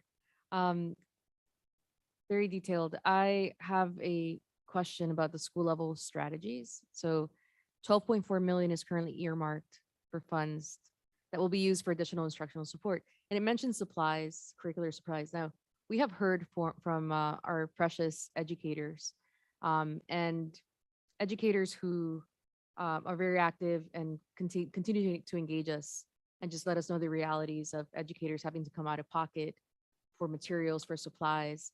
Some of them are doing GoFundMe, like doing fund pages for their schools. And when I see this number here and it says, we have earmarked funds, I guess I just want the community to hear a little bit more about how that ties into some of the needs that our educators have asked for or expressed in terms of materials. So I might turn this one over to Dr. Hardy, and maybe it needs to stay with me in that regard. But last year we put out requests to the schools. I think a little over $2 million was requested from the schools. for school level strategies. There's a lot of things that we ask of a school, not just here's some money, right? We ask for assurances that they're going to be doing this, this, this, and this in their plans, because that's what's asked of us from the state. So as we go down the road this year, we'll be doing much of the same to move us forward and to ensure that we're in a good place with spending down these dollars as well. Yeah, I think in addition to what Mr. LaSure said, I think the best way to spend this money, I think we're trying to tighten up our processes here. Folks have to go to the school improvement process. We really want to make sure that the school improvement process that they're going to go through, and then they need to be budget attached to those strategies that they're going to be able to move the school forward. We don't want to just be throwing money out there. Let everything be aligned with the school improvement process. That's what we're going to tighten up. And I think that process will be coming to you sometime probably in October as well. So If I may just add, it is definitely important because as with any budget, I know you have to justify every single thing, including forecasting. Like I know, I know how, meticulous and especially federal funds and what they cover and what they do not cover, the use that needs to go into that. So I really appreciate a process. I think Dr. Mabenga, what you just outlined is definitely what I think is needed for our educators to know that they are supported with materials, that there is a process they have to submit to their supervisors, to their school, and that all that is justified in, very clear in the line item so that we are complying with federal funds. But then there's always going to be maybe those, needs that are probably not met by federal funds. And so how can we also keep in mind some of those extra costs so that our educators feel supported in all the ways? Thank you, Dr. Mabenga. And trust me, we don't want them to put in extra dollars. The schools are well funded in Durham Public Schools. Schools get well over $2 million in supplies and materials and other dollars that they can move around to meet their needs. I think it's that the schools working with the teachers, it's too easy nowadays to just go out and purchase something and then ask for a reimbursement but with these Esser dollars, I want everyone to understand that it's a whole different process of utilizing these funds. And that's really the key to that is we have to have documentation. I think what Esser Fund is helping us also to be able to have some flexibility with our local funds. I'll give a couple examples here. Let's say our athletic departments, they have not received any raise for the last probably 10 years. So we're able to do it this year because we're having this flexibility with local funds. The $20 that we bring it to you today for ADM, because we have the Esser funds that we can buy our technology, our devices and all that free money for us to be able to give schools more. So we are very mindful with this additional funds that we have with the Esser funds, then we can do more with local funds for things that we're not able to do in the past. Mr. Lesser, could you remind us all, like, we have a per pupil formula for supplies and materials that per student, right? So that is outside of these federal funds. That is correct. We have a weighted student formula that provides funds to schools that have different types of populations, ESL. It's a weighted student formula. So schools that have more ESL, EC, Title I students, those schools are going to get additional dollars above and beyond what a regular school that has less of those populations. We want to make sure that we target those schools to provide those funding. And that changed back in 2012 to make sure that we were providing those schools with the most needs with additional dollars. And yet it's never enough, which is North Carolina. Ms. Chavez, I see your hand. Thank you, Mr. Lesur. I appreciate as well the responsible spending of these funds. And I think it's reflected in some of the achievements that we'll be looking at later in the program. So just wanted to kind of tie that together. We have a lot to be proud of as a district. I have a very specific question about the Esser 2 funds dedicated to Summer Career Accelerator. That was one of the larger line items, over $500,000. And I just wanted to see exactly what that was. I wasn't sure. And I do see a lot, the majority of the funds in that line item have not been spent. But what will that accomplish? Let me get back to that slide so I can kind of have a better look at what that is talking about. And it's slide 4.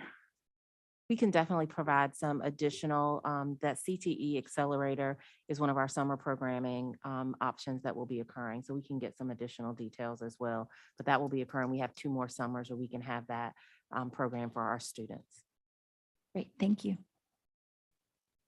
Well said. I think with these federal funds, we knew that we were going to have 3 summers or 4 summers and we appropriated probably somewhere around $10 million for that. As the needs of our students going down a little bit, or students are not really showing up for the summer programming, that's why when we bring our school improvement plan process to you in October, we're going to make some adjustment after school, summer academies and all that kind of stuff. So those will be things that when we'll be talking about school improvement plan, we'll bring it to you. And also, some of those dollars didn't come to us until too late, right? They were being looked at by the State Board of Education and then approved, and then they would come out a month and a half later. If I remember correctly, these came out later in the school year. And we're not just going to run through and spend the money just to spend the money, with the additional time we have to really thoughtfully put a plan together. Ms. Rogers, saw your hand.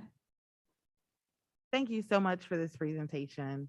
I wanted to piggyback off of the conversation about the summer funds. As we are looking at making changes to that programming, can we make sure that we're focusing on students who are working in transitions to 6th grade, and especially middle to high school, because those transitions have been difficult. Well noted. Thank you. And to Bettina's point, how early in the I'm sorry, Chair Umstead, how early in the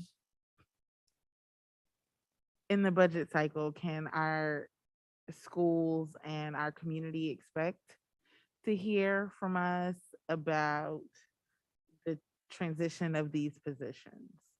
Particularly, will they be hearing it at the same time we're talking about what's going to happen for next year's budget? Or will they, like, I don't want them to panic if it takes that long. No, so yes, we will be communicating that. We've communicated it to the schools. The individuals know that if they're in a Esser position, that these were 2-year positions. Again, with some of the vacancies that we have, we're going to be able to extend some more based on the needs. And that is a good thing, right? Not that we just have a teacher shortage. We have every shortage you can imagine. So we're going to have those. So we'll be able to review and decide what are the needs for the year upcoming. And we'll be in next year's budget. Of course, we will be working with the schools on those extension of positions or different positions to meet the need.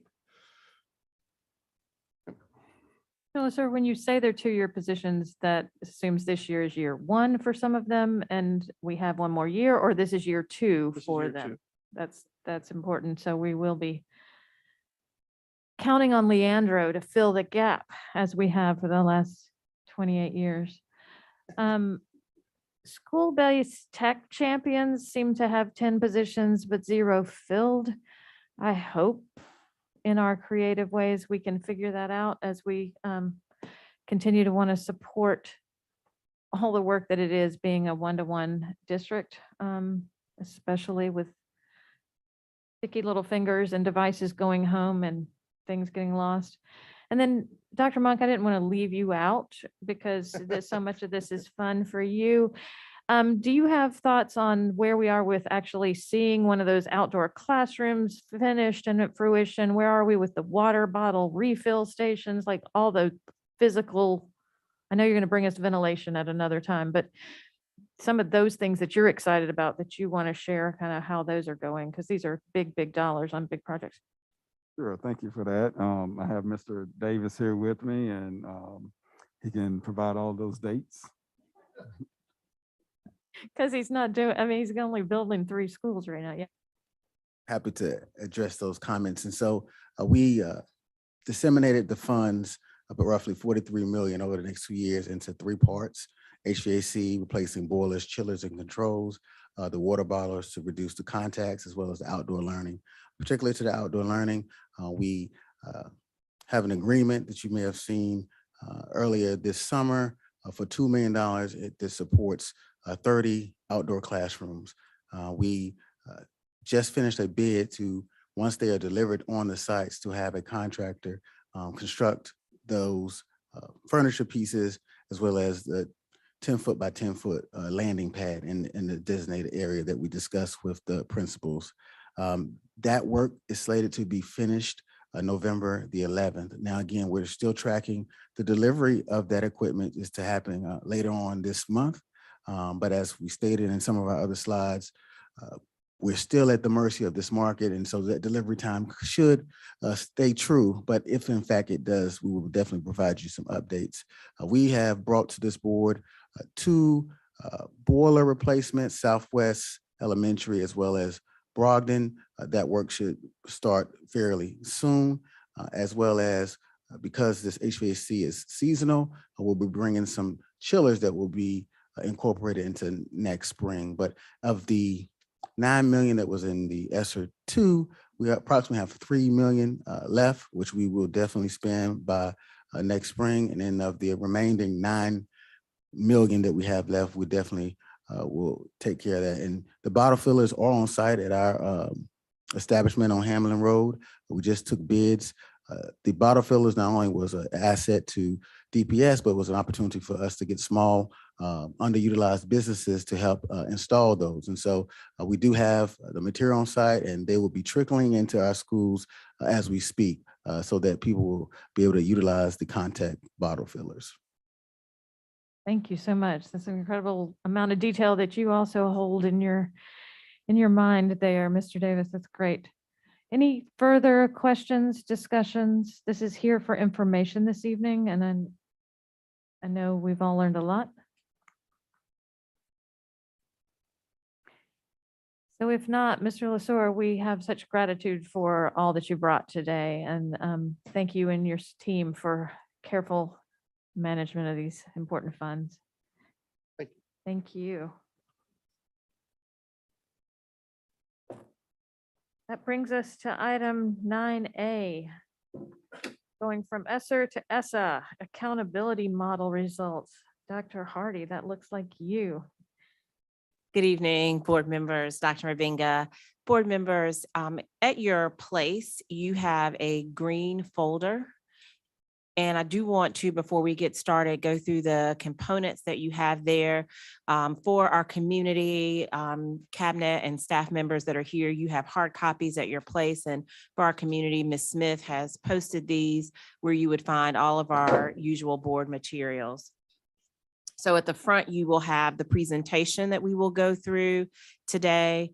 The next document you have is a district data profile, followed by our accountability executive summary. You have the subgroup performance report, and we have several slides that will go through those indicators. You have a 1-pager that is the school performance grade summary. Then you have a full 3-year grade level comparative report for the district. And then last, but certainly not least, you have the cohort graduation rate. So we will be going through the presentation today, but wanted to make sure that you were aware of the additional documents that accompany the presentation, and they are posted online for our community and then hard copies for our staff. And if our team can go ahead and pull up the presentation. We'll get started. Notice you're joined by your data team here. I You am, wanna and I'm gonna, shout them out. And absolutely, I don't saw you him worry, sneak I in got it right behind here. you. Good, good, good. Awesome. Thank you. If I don't have it written down, I could forget it. And so I try to make sure that we've got it all written down. Board members, tonight we are going to review our Every Student Succeeds Act, or ESSA 2021-2022 accountability results. ESSA is the latest reauthorization of the 1965 Elementary and Secondary Education Act and was approved by our Congress and signed into law in December of 2015. It reauthorizes the national education law and longstanding commitment to equal opportunity for all students and replaces the No Child Left Behind Act of 2001. At this time, thank you very, very much, Ms. Byer. It's my pleasure to recognize members of our research and accountability team and their efforts in providing the accountability results and working not only on the creation of this presentation, but supporting our district leaders and our school community and sharing this information upon the release. Dr. Al Royster, Executive Director for Research and Accountability. Mr. Nathan Hester, Director of Assessments and Accountability. And David Nelson Searles, Director of Data Integration and Accountability. I would also like to thank Dr. Julie Spencer, who led this department as well and has helped us as we have been making sure this is the first time that we've had this large result since 2019. We will be going through in detail the background of our accountability results. Want to make sure at any moment I can speed up or I can slow down. So I'll be looking to board members to make sure that I'm gauging that because there is a lot of information here. Also, please feel free if you need to interrupt and you have a question to make sure if there is something that I can't answer, we have the team here to assist. So we'll go to the next slide. Go one more, please. Okay.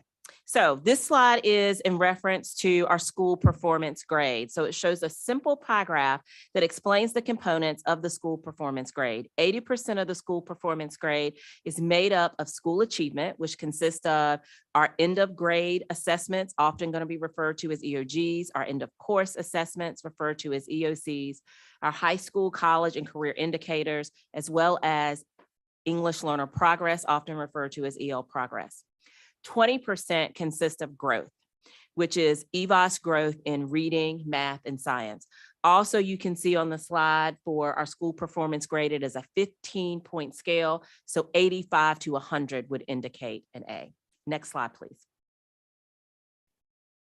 So this slide shows a more detailed graphic of the specific components of the school performance grade, the 80% student school achievement and the 20% growth.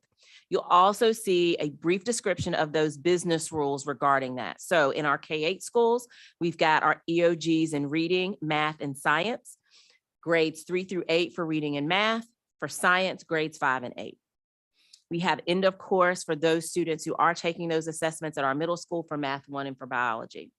Our high schools, we have our EOC in math, Math 1, English 2, biology.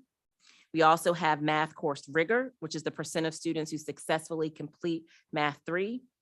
We have the ACT. We'll talk about that later when we get to our college and career readiness slides, but that is the percent of students who score 19 or above. It's important to note that that did have an increase this previous year from 17 to 19.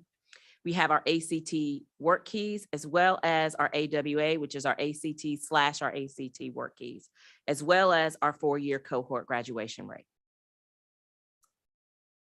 Next slide, please. Now we're going to get into our district performance. Next slide. So as required by state legislation, the school performance grades, again, are based on 80% of the school's achievement score, which is calculated using a composite method based on the sum of the points earned by the school on all of the indicators for that school. There's several indicators that will be used to calculate that school achievement score. When calculating that score for each indicator, the percent of students who scored at or above grade level, which is a level 3 on each assessment, is divided by the total number of students for that indicator.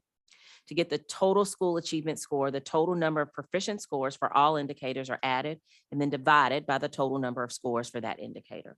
So what we're trying to display here so that you can see the difference between achievement as well as growth. Growth, which is 20% of the school performance grade, is designed to measure student growth within all proficiency levels year after year and track classroom and school-wide growth. This growth should be considered as one of the several dimensions that constitute principal and teacher effectiveness. Growth is given to schools, which is an indication of the progress that students in that school made over the previous year. The standard is roughly equivalent to a year's worth of expected growth, 4 years of instruction. So, for example, if students within school A are expected to test in the 60th percentile statewide, but school A tested in the 65th percentile, then we would say that school A exceeded growth. However, if the students in school A are expected to test in the 60th percentile and they tested in the 50th percentile, we would say that school did not meet growth. And finally, tested right around the 60th percentile within an established range, guess what? That school met growth. Next slide. The next several slides are going to take us through some of our DPS data. And so we will go through our school performance grades. We're going to go through EVOS. We're going to go through schools that are identified as low performing. And then at the end, we're going to have lots of celebrations. But I just want to kind of take you through, this is the chunk, this part of the presentation is specifically around the performance grades. So since 2013, students' performance data has been used to assign letter grades to North Carolina public schools according to North Carolina General Statute. These grades are based on the school's achievement score, what we've discussed, 80% for achievement and 20% for growth. As you can see, there's a 15-point scale. We showed that on one of the previous slides. This slide, and we have several donut slides, shows and reviews our school performance grades comparison over 5 school years, A, B, and C, beginning with 2015-16 up until our most current year, 21-22. As you can see, we're going to start with 2015-16. We have 4 A schools, 3 B schools, 21 C, 12 D, and 10 F schools in 2015-16. I also want to note, and you can see that 56% of our schools were A's, B's, or C's. Notice that this is out of 50 schools. So at that time, we did not have Ignite. You will see that the 21-22, we did have Ignite. And also note that Hospital School, Durham Performance Learning Center, and Lakeview are not included because they are on the alternative accountability model.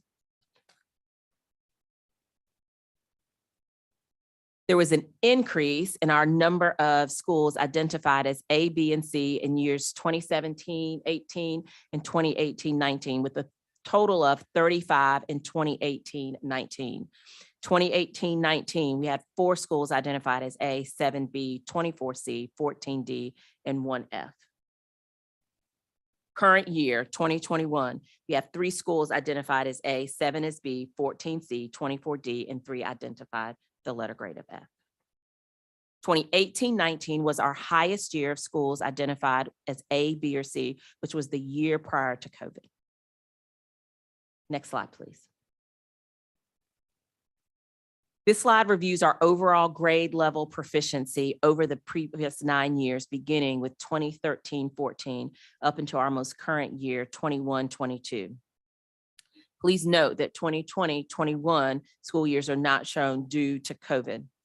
DPS has increased our proficiency, as you can see, the upward trajectory, with only one exception, that being our 2020-21 year, which we were in remote learning for most of that academic year. It's important to note that we had double-digit increase, 10.2 percentage point increase over the 2020-21 school year, with our 21-22 proficiency data at 44%.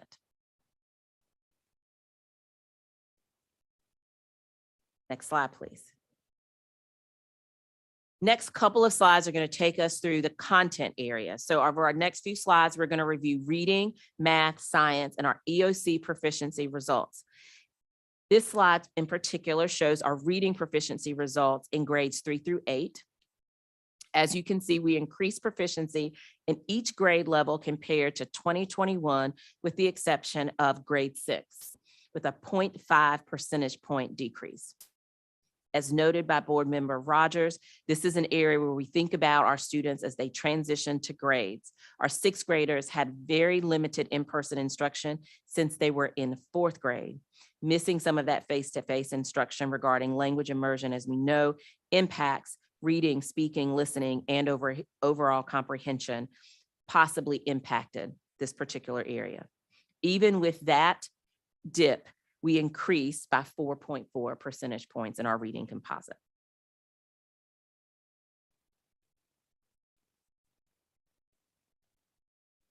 Next slide, please. This slide shows our math proficiency results. Again, same, you see the graphs over change from 2021 from grades 3 through 8. We increased our proficiency in each of those areas, our total composite, by 15.2 percentage points.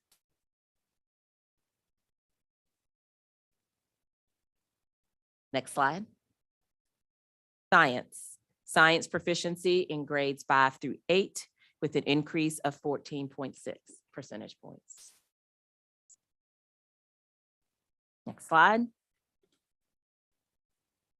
This slide provides our end of course proficiency results in biology, English 2, Math 1, and Math 3. As you can, I was waiting. I was like, I've gone so many slides and no questions. Mr. Sears. We increased in each area over the previous school year. 21.7% in Math 1. That's a gateway course for future success. To me, that one and third grade reading are the two that are most important to me. And I think we know that students who, that it's high school only is also important for all the reasons, good and bad, that students get accelerated. Not only that, that's the course that I taught and was decent at teaching at Hillside. So there's a lot of students. I think the real question I have is, what's the rough percentage? Does anybody in the room know students who take Math 1 in middle versus who take it in high school? Is it about a third take it in middle and 2/3 in high school? Is it half and half? Is it 10%, 90%? It's probably closer to 10%, 90%, isn't it? Yeah. Okay. 10 to 20%. Okay.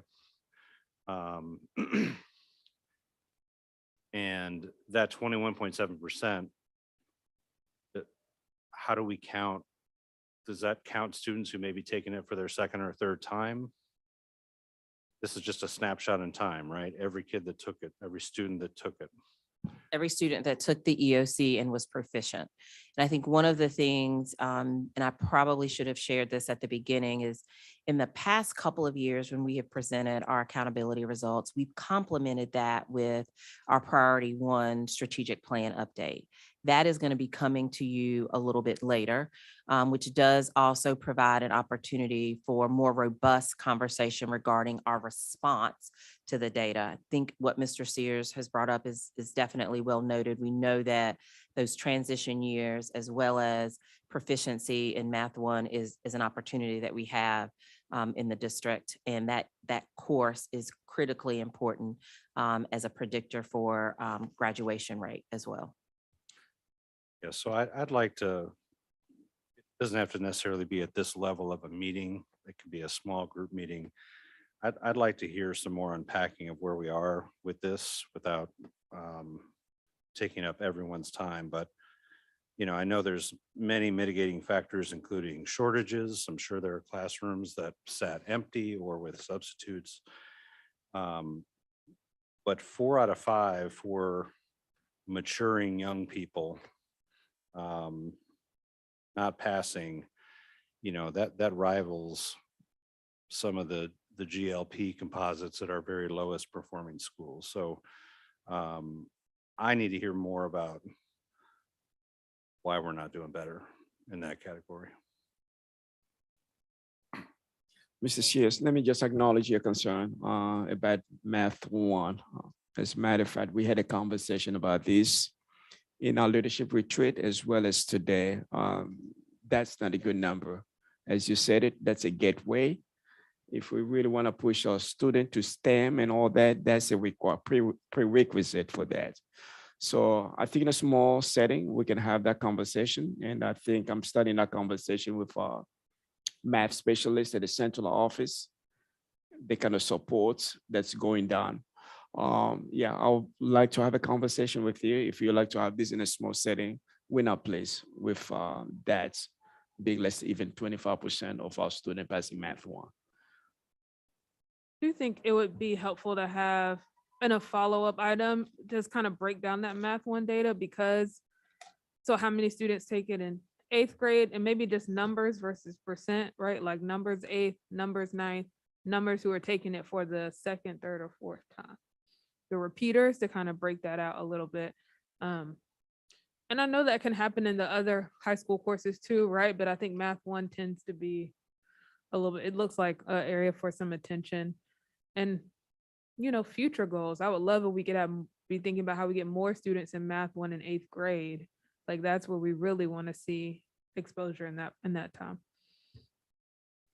I was just sharing with folks that you have this item entitled Accountability Reports, which is also online, that does have the school level data at the very back and has Math 1 broken out. Just quickly looking through it, it looked like last year was horrible. Like, I mean, so this year is some improvement over horrible. It's kind of was my snapshot of that, looking at it real quickly. But I think it's right to ask tough questions about that specifically, and I look forward to y'all kind of sharing ideas. But also, we gotta keep in mind, these results happen after 2 years of the pandemic. Mathematics is a course that you have prerequisite. If you did not do well, you did not learn much at 6th and 7th grades, you getting to Math 1, I think even learning those integers is a foreign language to you before you can even get to those algebraic equations. So we acknowledge this is not a good number for us, but I just want us to keep in our mind, those students, they did not have proper instruction in mathematics for 2 years. I don't want to bring this as an excuse, but we're going to have a plan, how we're moving forward, how we can accelerate this with all the resources we have with Esser funds.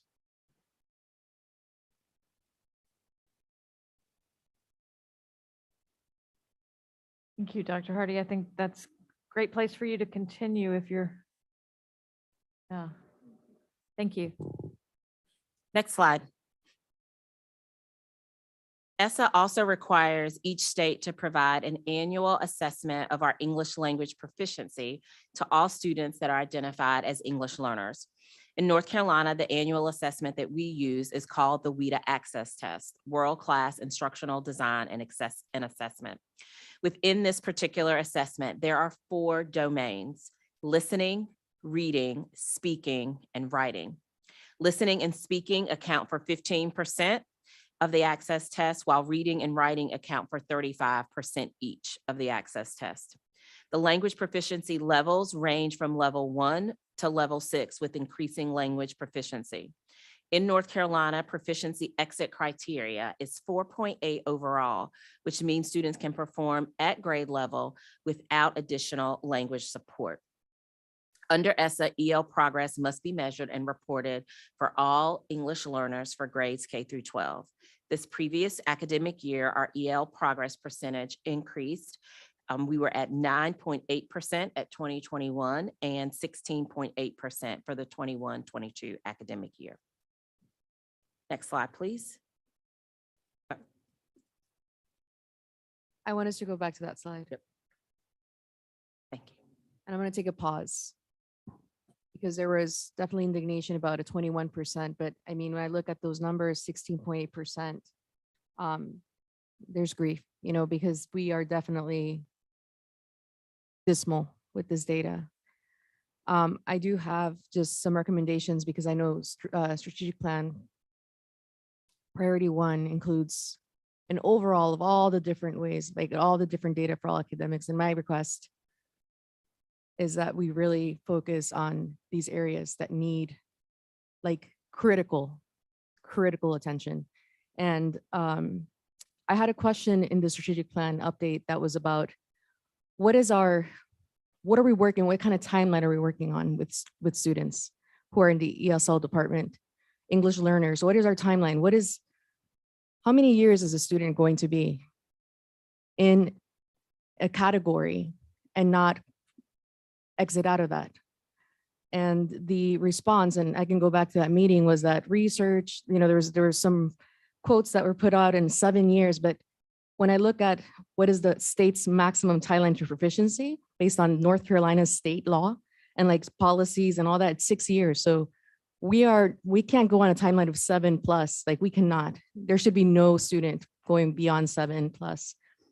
And the other thing is like, our former and current English learners combined in the EL subgroup, we need to be able to really look into former, like how many students how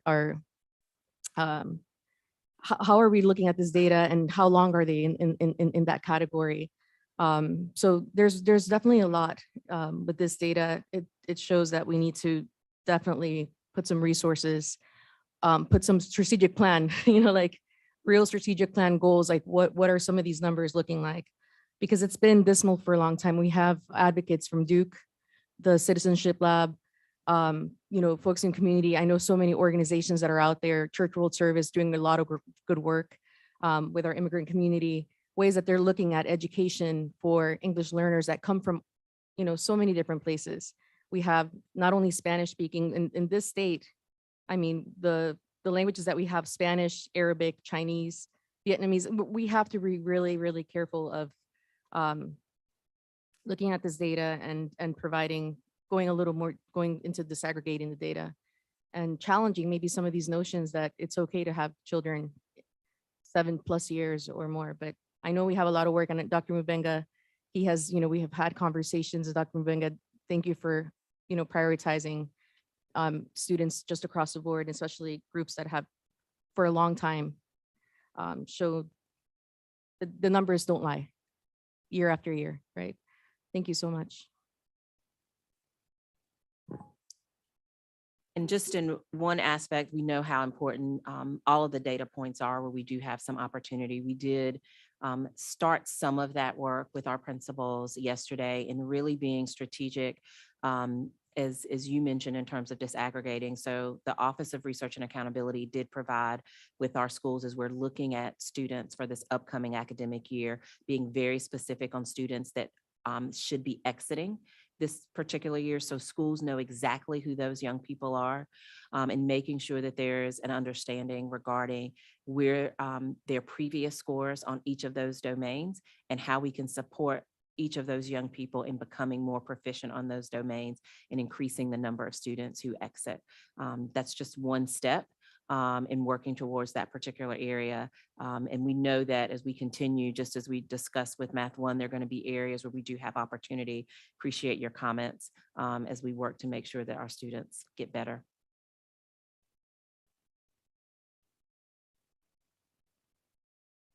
Can you remind me, because this strikes me as definitely an area of concern, but also an area where the pandemic stress would be especially challenging.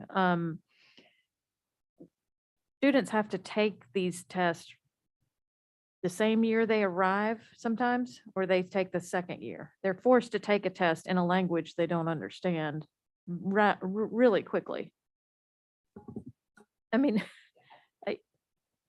Yes, however, I wanted. No, so yeah, I just know that like arrival. So for example, year 1 is just assessment, and they do, so the actual, it's not immediately, they're not taking a test. There's an assessment that happens to see where they're at. And that's where our enrollment, like I know that there's a whole lot of work that goes into taking into account any transcripts that come from wherever they come from. And I think it's the first year is like assessing where the child is at. It's not testing them based on a language they don't understand in that way. They're just assessing where they're at. But Dr. Hardy, I'm sorry, go ahead. No, absolutely. I think the two pieces that I would want to note is that with any assessment, we know unfortunately there were impacts during the pandemic, but with the WIDA assessment, particularly the speaking and listening part are the places where we have some great opportunity.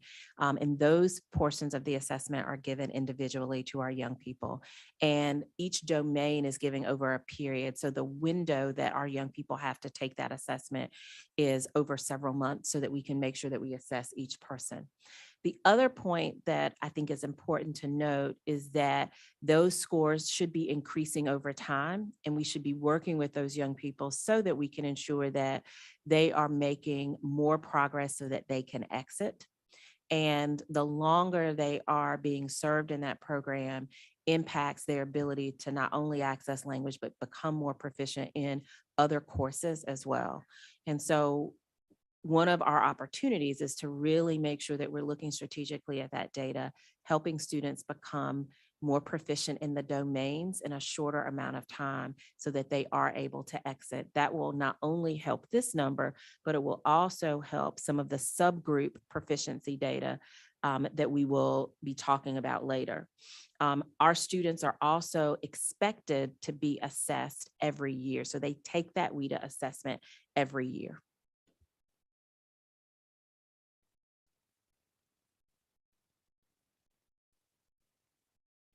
I think I'm going on. Okay, next slide is our high school, college, and career readiness indicators. So this slide reviews our high school, college, and career indicator comparisons. As you can see, over 6 school years, beginning with 2015-16 up until our most recent year, 21-22. There are 5 indicators: 4-year cohort graduation rate, math course rigor, our ACT work keys, and then the ACT work keys combined, which began in 2017-18.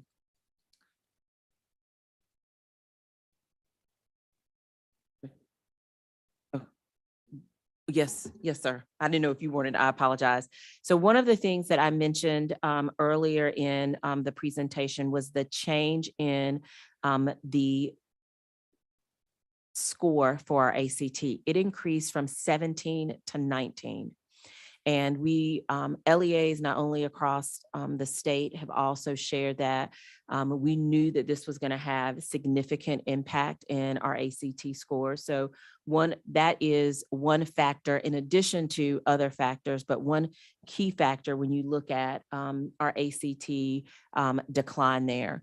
Do want to note in terms of response, we've been working very closely with our high school principals, and we provide district resources for them to have an ACT plan. Many of our schools partner with A+ with M&M, as well as additional resources to provide support to our students, as well as support to our teachers to make sure that they are incorporating some of that academic vocabulary that they will see on the ACT. So know that that is already one response that we have had pre-COVID that we have already initiated.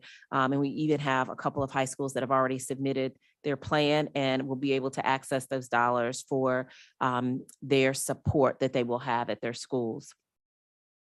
Dr. Hardy, I was over here trying to figure out if we had graduation in 2020 and where that data might be. I thought we graduated students every year, even if we drove through. So I'm just trying to understand that gap between 19 and 21. We did have graduation celebrations and students graduated. I'm not sure, looking if we reported cohort graduation rate, because we didn't report any EOCs or any EOGs that year. So I'm not sure we will be able to get that answer. I don't know that it was officially reported that particular year, because many of those requirements that we had in place were waived so that we could make sure that students were able to graduate and finish that year in 2020. We did celebrate in Durham all of our students who graduated, though. Next slide, please. Okay, the next section of slides, we are going to talk about subgroup performance. Next slide. So this slide shows a chart of the overall subgroup performance for 21-22. The numbers represent the % proficient of test scores across all subjects. As you can see, there is an increase from 21-22 in every subgroup. Our subgroup of Black students had the highest increase over the previous year of 11.8 percentage points, followed closely by our Hispanic subgroup of 11.5 percentage points. I would like to note that you will see that there are over 41,000 students tested. Note that there are students that take multiple tests. So for example, an 8th grade student takes 8th grade reading, 8th grade math, and 8th grade science. Okay.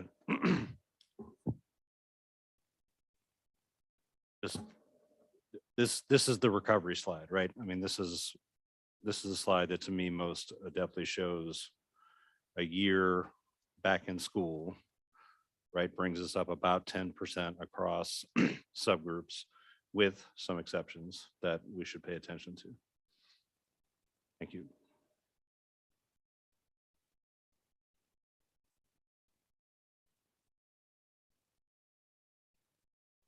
Next slide. This slide shows a chart of the subgroup performance for each subgroup: American Indian, Asian, Black, Hispanic, multiracial, and white over a span of 6 years. The numbers represent the percent of proficient tests across all subjects for these subgroups of students. Data is unavailable for our 19-20 academic year due to COVID. Would also like to share the state averages for 21-22. The state average for the white subgroup is 64.8% in North Carolina. The state average for the Black subgroup is 33.4%, and the state average for the Hispanic subgroup is 40.4%. The last row is the 21-22 academic year.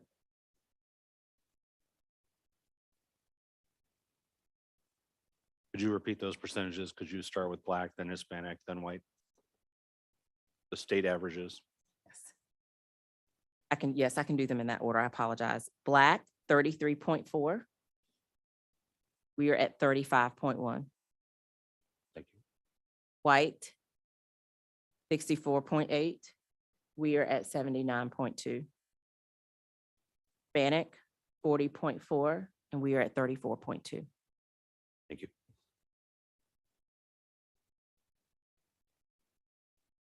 Thank you, Dr. Hardy, for breaking this out for us. I, continue to feel that we have a lot to be proud of here.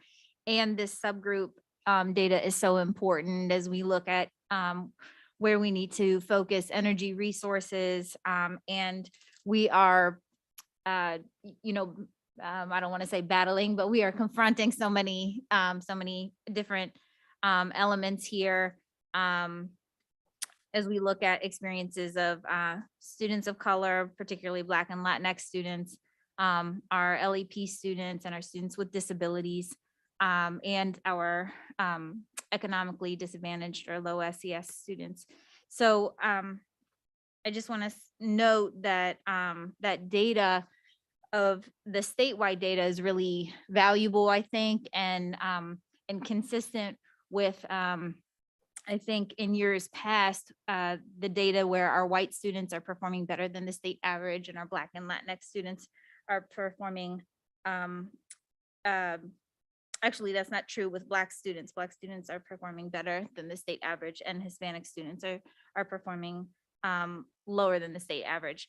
So I think that's just important to note. And I just wanted to make a comment that I think that with the plans that are, that you all are going to put forth with the school improvement plans and all the support for our teachers and administrators, I look forward to seeing what we're able to do this year.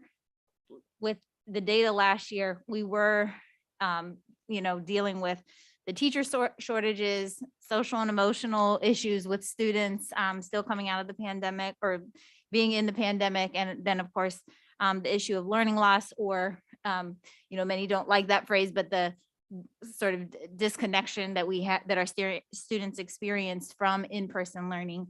I want to add that I think that this work focused on our academics is very important. And I also think that in conjunction with the equity policy and continuing to focus on that, I think we're going to see great results in our district.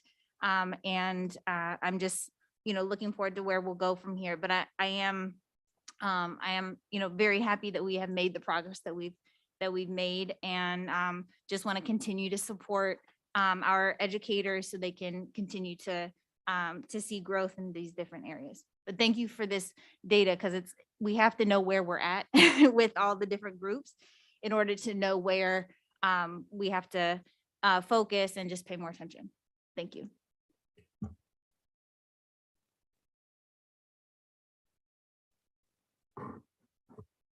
I echo those sentiments as well. The data is a starting point for us so that we know what we're moving towards. And when I look at and see the accelerated proficiency from looking at the past 3 years, 49% to 33% to 44%, we're not where we want to be, but we're a lot further along than what we expected coming out of COVID.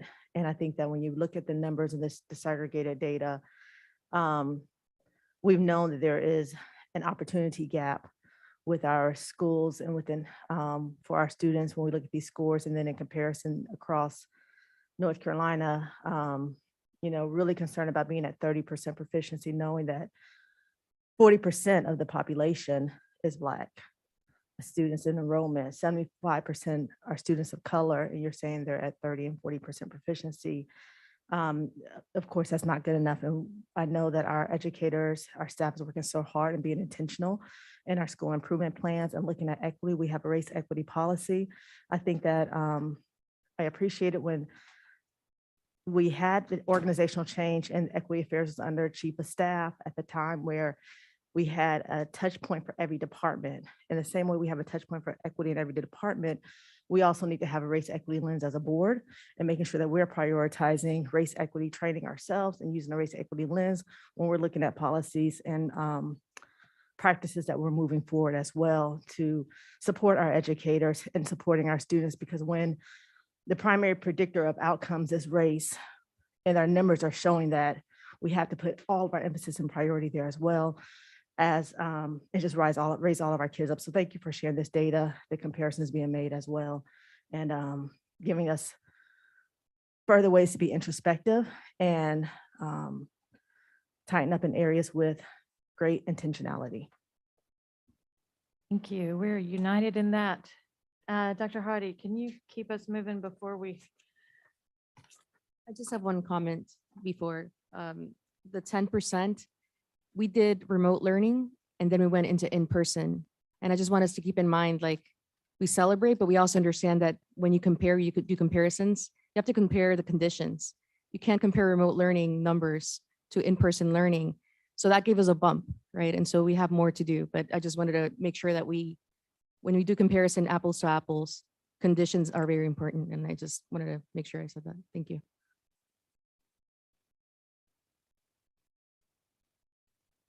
Next slide. This slide shows our subgroup performance for the subgroups academically gifted, economically disadvantaged, limited English proficiency, and students with disability over a span of 6 years. The numbers represent the percent proficient for tests across all subjects for these particular subgroups. Again, data is not available for the 2019-20 school year due to COVID. Dr. Hardy, this is probably in many of the things that you've given us, but is there a chart that layers academically gifted, socioeconomic status, and race, gender? Is that in one of these? I think it's in the subgroup report. I Okay. do also, I'm going to ask the team to check to make sure, but I do think it's in the subgroup report that you do have. I do also want to share, if I may, the state averages for students with disabilities. The state average is 18%, and our average, we are at 17.8%, and the state average for limited English proficient is 21.6%. We are at 16.9%. Do you have that figure for economically disadvantaged? Do not have it Okay. in my notes, but I'm sure if it was reported in the state report, I can get it, and someone behind me may already have it. the state average for our academically gifted. No, economically. Oh, economically disadvantaged. Sorry, I'm I so did- sorry. I'm For not- both. Yeah. Okay. I apologize. Next slide. This slide shows a chart of the overall cohort graduation rate for all students in the subgroups, American Indian, Asian, Black, Hispanic, multiracial, and white over a span of 6 years. As students went into remote learning for the remainder of the 2019-2020 school year in March, and the continuation of remote learning for 2020-21 through April, there was significant opportunity for learning loss across our schools. The high school level, there was the opportunity for some of our students to get off track with their cohort due to not completing courses. You can see the last row, similar to the previous slide, shows all and then across each of those subgroup areas.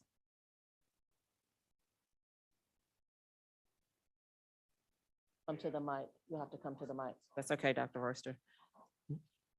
We want to make sure that the millions of people watching have an opportunity to hear this great discussion.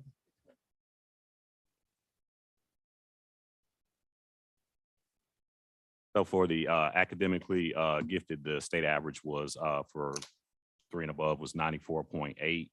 And for economically disadvantaged, it was 35.1. We go back to the previous slide just so that our board members can see that. Thank you so much. So economically disadvantaged, we are at 30.4. The state average was 35.1. And then for academically gifted, we are at 92.8. The state average was 94.8. Thank you so much, Dr. Worcester. We will go forward 2 slides. We are now going to go forward 1 more slide. We are now into the section on EVOS growth. Oh, go back. No, Sorry. no problem. I apologize. No Before problem. we go into growth, because I think there's a lot of celebrations there, I just wanted to comment again on, I was listening to you, Ms. Chavez, talk about some of the challenges that students faced last year. And I was like, oh, we're still facing many of those challenges as students are navigating social emotional needs, teacher shortages, et cetera. So I think it's important to show these are where a lot of our opportunities are as we look at this data disaggregated. And can't wait to hear more about how we are going to be supporting schools as they're thinking about growth. And just really want to dig into this even more. And I would love to hear when we have that future presentation too, how schools are receiving this data and what kind of strategies they're focusing their areas on. We know the school improvement team uses a lot of this to drive what they're going to plan on for the future. But I just wanted to make sure before we transition to our growth to talk about this is good. There's some good parts. There's some sobering parts. And I think we can hold both of those truths together, that we have a lot of work to do. And there's some opportunities to celebrate what we're doing. And I can't help but think about how do we learn from some of these groups, right? If we have academically gifted students who are 97.5%, I know it's a whole lot of other students who are gifted, and the strategies that are working with those students can work with some of our other groups. How do we spread and share and learn from each other to make sure we're making that growth? Sorry, that's graduation cohort. I said proficiency. But thank you. Yeah, if I can make another comment here. I would like for us, when we're comparing apple to apple, we're looking at 18-19 to 21-22. We gotta keep in mind our proficiency overall was about 49, nice 44. We only lost ground about 5 percentage points after the impact of almost 3 years of the pandemic. I've seen data from my colleagues out of the district, which I cannot discuss here, but I think just losing 5 percentage points due to the pandemic, I think we are recovering really quickly. We have to give a huge shout out to all the educators who put in a lot of work to make sure in that remote learning, the students were still learning, and when they returned to in person, that they were doing that personalized attention to the students that they needed. Yeah, I started my comments by focusing in on one narrow area, and I know my colleagues did as well. Overall, I think we're trending in the right direction. I don't think anyone could argue that our 18-19 data really showed that we were heading in the right direction. I'm glad to see the rebounds happening.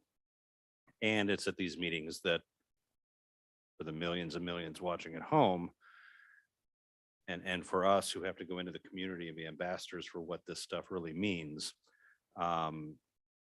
school grades is something that we have to touch on. And, you know, my personal / professional take is they're arbitrary. They reflect economics in a community. They do not reflect achievement in a community. And the biggest piece of evidence on that is when they first released the grades, they only had 10 point scale bands, and schools looked so bad that they decided to stretch it out such that now a 40 is a D. Of course, we want A and B schools. The real metrics are we're shooting for 100% in everything. So it's at this moment that we have to remember what those things mean, what they don't mean. I think we've done a good job so far in identifying the areas we need to grow in and what we expect. But our state did a disservice by making it so easy for parents to look at one letter grade that does not reflect the amazing things that are happening in school buildings. And often parents then never visit those buildings and just move on. So thanks for hearing me out on that. Yeah, no, I appreciate that, Mr. Sears. I just, every time we see this data broken out by subgroups, I think it's urgent. Like, these are children right now in these subgroups reflected in this data. And that's why, you know, Dr. Mavinga, when we interviewed you, we brought that to you, and you delivered that message with equity and the heart for every child that you have and your team has. I appreciate that guiding the focus of the last strategic plan, and it will guide the focus of our teacher and our staff and our principals leading us forward, and the community coming together in this next version of the strategic plan, because we don't rest. None of us are satisfied with any data that has these gaps, whether they're from opportunity or what we call them. All of these children are brilliant. All of them are going to succeed, and we want to help them. And if we can do it anywhere in the world, even with a rigged system of bad grades and nonsense snapshot bad assessments, it's in Durham, North Carolina. And we look forward to kind of pushing that envelope on behalf of these students. And yeah. But we also don't let these things define the work that goes on every day and the relationships that are built between students and caring adults. Thank you.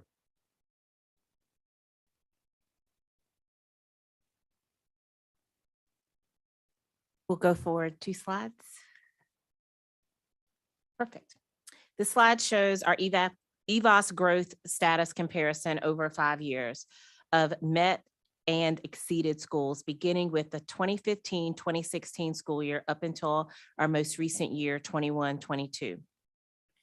DPS has increased the number of schools of met and exceeded since the 2015-2016 school year, with this year being the highest at 86.5%.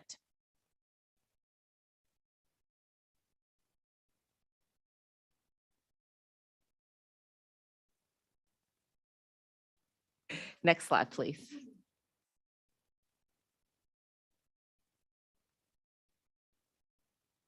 The next couple of slides, we are going to review the schools that will have the identification of the state as a low-performing school. Next slide. Thank you. This slide reviews our low-performing schools over 5 school years, beginning with the 2015-2016 school year up until our most recent school year, 21-22. A low-performing school is defined by the North Carolina General Assembly and based on the school performance grade and EVOS. Low-performing schools are those schools that receive a school performance grade of D or F and a school growth score of met expected growth or not met expected growth as defined by general statute. As shown, we increased to 12 schools designated as low-performing. As a comparison, the state increased the overall number of low-performing schools this year from 488 to 864. which is almost double. DPS only increased one low-performing school from 11 to 12. Next slide, please. For elementary, we have 7 total schools: CC Spalding, Parkwood, and WG Pearson, with Forest View, Hillendale, Lakewood, and Y.E. Smith entering this particular status. For middle school, 1 school, Neal Middle School. And for high school, 3 schools: Northern, the School for Creative Studies, and Southern School of Energy and Sustainability. And Ignite Online Academy will be entering low performing status for this academic year. Based on 1 year's data, that is Yes, ma'am. nonsense, but thank you. Next slide.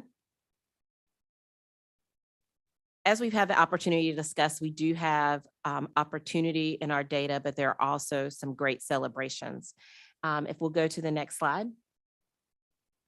DPS is rebounding from the pandemic with our commitment to continuous improvement as we reset and adjust after the onset of the COVID-19 pandemic.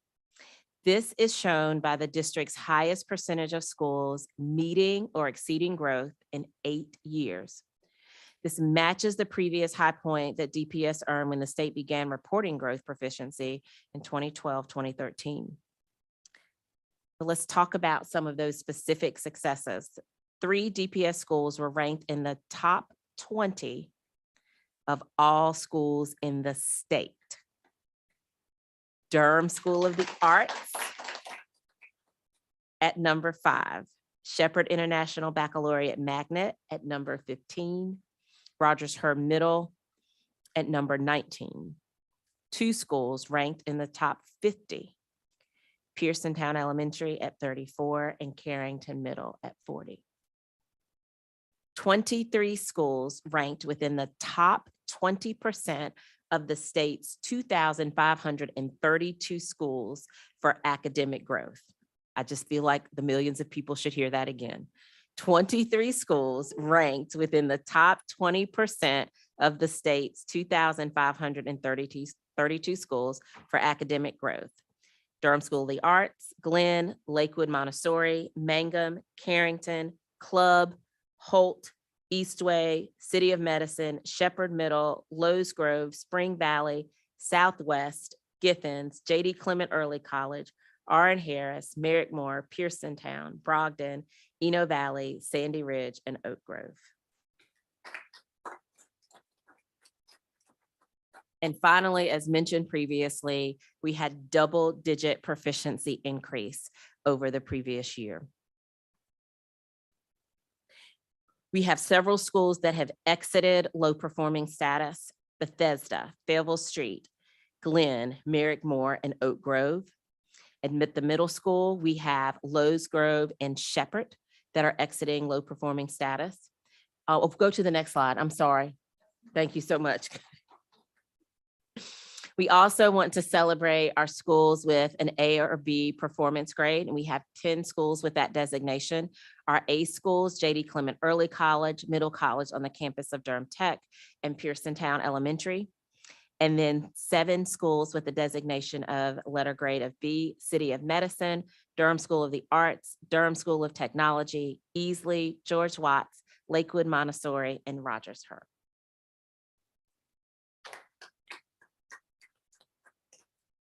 And just want to thank again our research and accountability team, and thank our board for not only celebrating with us, but also challenging us to ensure that we're paying attention to each and every student that we have in Durham Public Schools. Thank you again. I know this was a long time in terms of part of the board meeting, but wanted to make sure that we had an opportunity to share the data from this previous academic year. And I'll be more than happy to take any more questions if the board has them. Thank you so much. I see Ms. Rogers and then others. Ms. Umstead. Thank you so much for this presentation. It's a pleasure to be here to celebrate all these changes. I am very thrilled to see Shepherd on this list. People don't talk about the fact that folks aren't applying for that choice school, and it's one of the best in the district. Always has been since its inception. Shout out to the old school people watching. I guess my biggest question is, can we talk about what has happened and worked with Bethesda and Glenn and Oak Grove, Merrickmore, to move them out of low performing status so that we can see that same stuff happening at Neal, since those are the feeder schools, and making sure that we're carrying through what's worked there for students who are matriculating to Neal. Absolutely. I will allow Dr. State for school to address that. Thank you for that question. What will happen would be strategic leadership at every level, from my department with the principal supervisors, the principals, school improvement teams, accountability at every level for each of those groups, collaborative conversations with specific CNI persons to address areas of concern that have been brought up tonight, particularly in the areas of our English learners. We will have a plan. It will be executed. And I can guarantee you, this time next year, we will be celebrating our EL progress. Just being very reflective, having crucial conversations where needed, and celebrating along the way. Our professional learning communities at each of those schools, they were optimum. And at the end of the day, leadership matters at every level. And every single school that has been mentioned has a leader who is committed to improving the trajectory for all the students in their schools.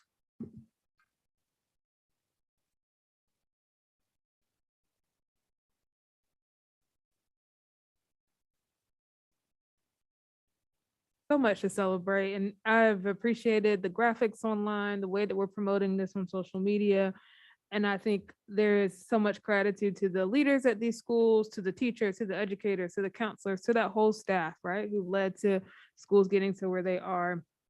I'm wondering, we've also implemented some district-wide initiatives since this leadership team has joined. So curriculum, when it comes to thinking about math and reading. And we've also implemented some other the cultural frameworks for each school. And I know that we can't point to any one thing, right, to say that this is what helped us move. But I wonder if we are able to see, okay, students who went through that district-wide curriculum, who had Eureka Math, like, do we have a different expectation for when they come to 6th grade or 9th grade because they had that district-wide curriculum that's aligned? So I'm probably asking a question that's a research paper, but would love for us to kind of think about, here are all the strategies we implemented. Here's what we think some of those impacts might be. And again, I know it can't be a direct correlation per se, but I can only imagine, though, having some of that really rich curriculum resources are helping supporting our schools. And again, I think my question, this kind of aligns with what you were asking, Ms. Rogers. How do we get what's working well, sharing and learning across the district so people are learning from each other? Because we have such rich talent right here in our school buildings. So thank you all. I must say, looking across this list with the schools, it just brings into context so much that is, going on and that is worthy of celebration. City of Medicine, I got the chance to go one early morning and just see the excitement and see how, the staff were preparing for the year. And knowing that they continue to have 100% graduation, right? Knowing that our specialty schools, there's something about the specialness. Every student in DPS, every single one of our schools needs to be a specialty. You know what I mean? The specialty schools are leading the way with 100% graduation or close enough. Middle college, it's in a campus, it's in Durham Tech, it's a whole different, thing, but at the same time, like up there, right? So our specialty, there's a secret formula there too. Also, Merrick Moore, my goodness, the level of engagement, whether it's from Bike Durham, those partnerships with Bike Durham, you know, the ways that there's excitement that is brewing in these schools. Eastway, right? They have had the same thing. Bike Durham has done the walks, and the students are all. I'm telling you, I'm just celebrating so much. There's formulas, there are things that every school has, just their specialty, and I hope that more of those stories get told. More of the partnerships that are there. Durham School of the Arts, my goodness, like ranked number 5, right? Like it continues to lead the way. So grateful for every year just seeing how all of these schools, and I will say one thing, just to keep in mind with the growing together, there's some changes that we're doing to some of these schools that we are highlighting right now. I will say Holt, right, is going from a year round to what is it, to a traditional, right? We're changing a little bit of the schedule. So and the same thing is happening with Eastway, going from the traditional schedule to a year round. They're both here, right? So I just want us to continue to keep a focus on Holt and the Eastway communities, just to make sure that that transition, the calendar change, and how we're doing the growing together, the impact of growing together. So overlaying some of those changes, but they're in this list of schools that are, you know, are worthy of celebration. And I just wanted to just share my excitement for all of that. Mr. Sears.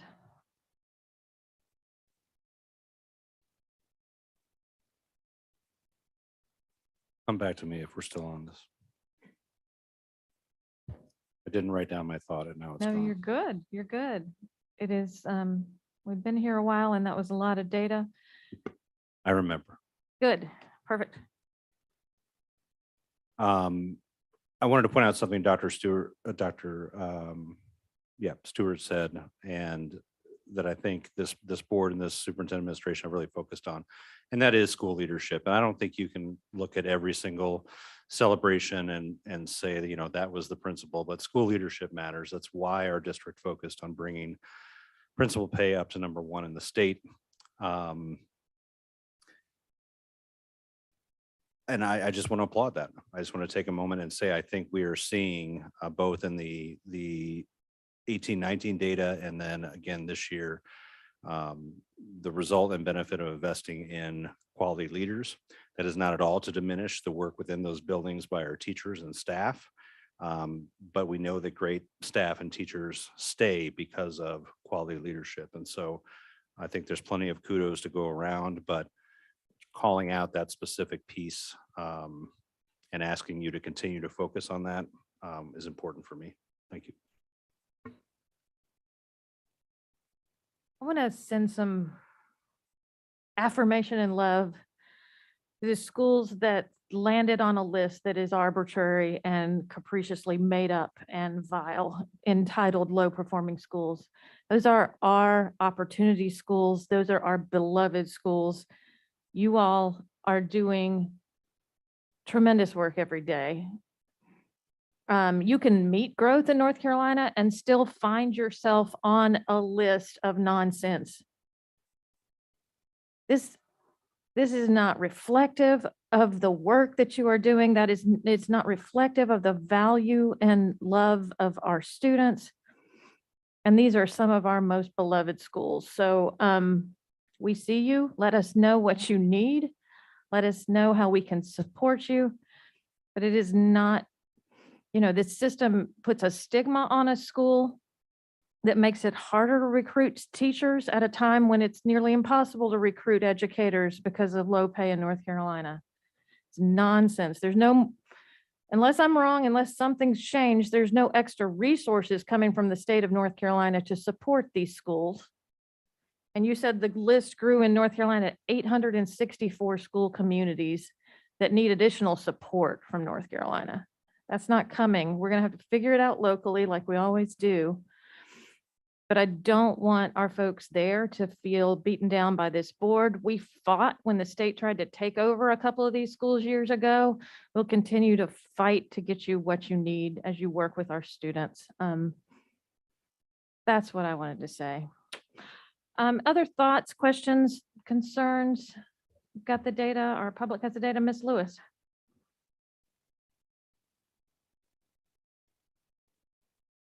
I was also again, just congratulations. So many things to celebrate. And at 44, going from 49 and 2 years ago to me at 44, that's where I started earlier.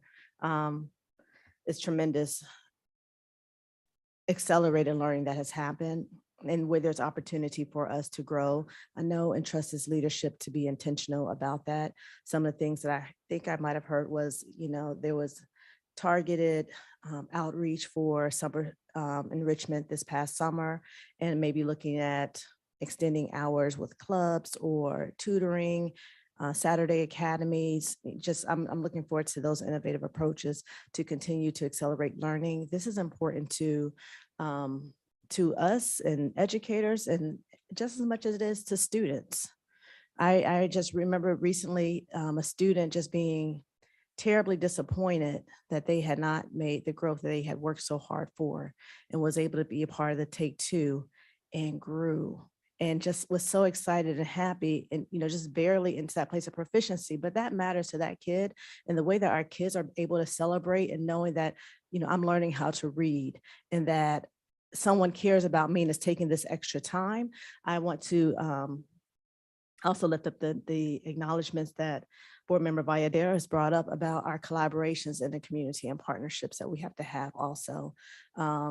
Parent engagement that needs to be ramped up now that our schools are back open, for our parents to volunteer, to show up and be present, to celebrate with our kids. There's just so much to be celebrated. There's so much in place for opportunities. And I just appreciate the way you all look at the data. You bring the data for us in a transparent way, and are intentional with your innovation.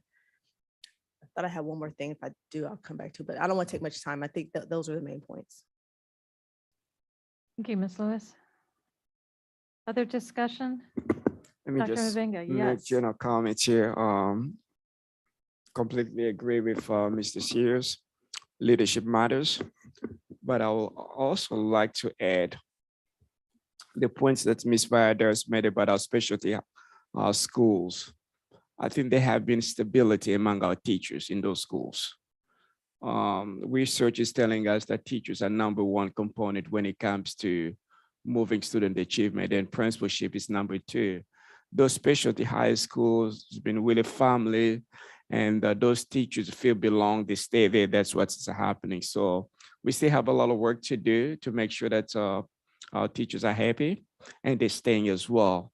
But in the meantime, as we are hiring a lot of new teachers and all that, that's why professional development is really important to get our teachers where they need to be. And at the same time, also PLC, very crucial in our non-negotiable, to make sure that those who are newly coming to us, they have been really supported by veteran teachers so that we can share all those best practices.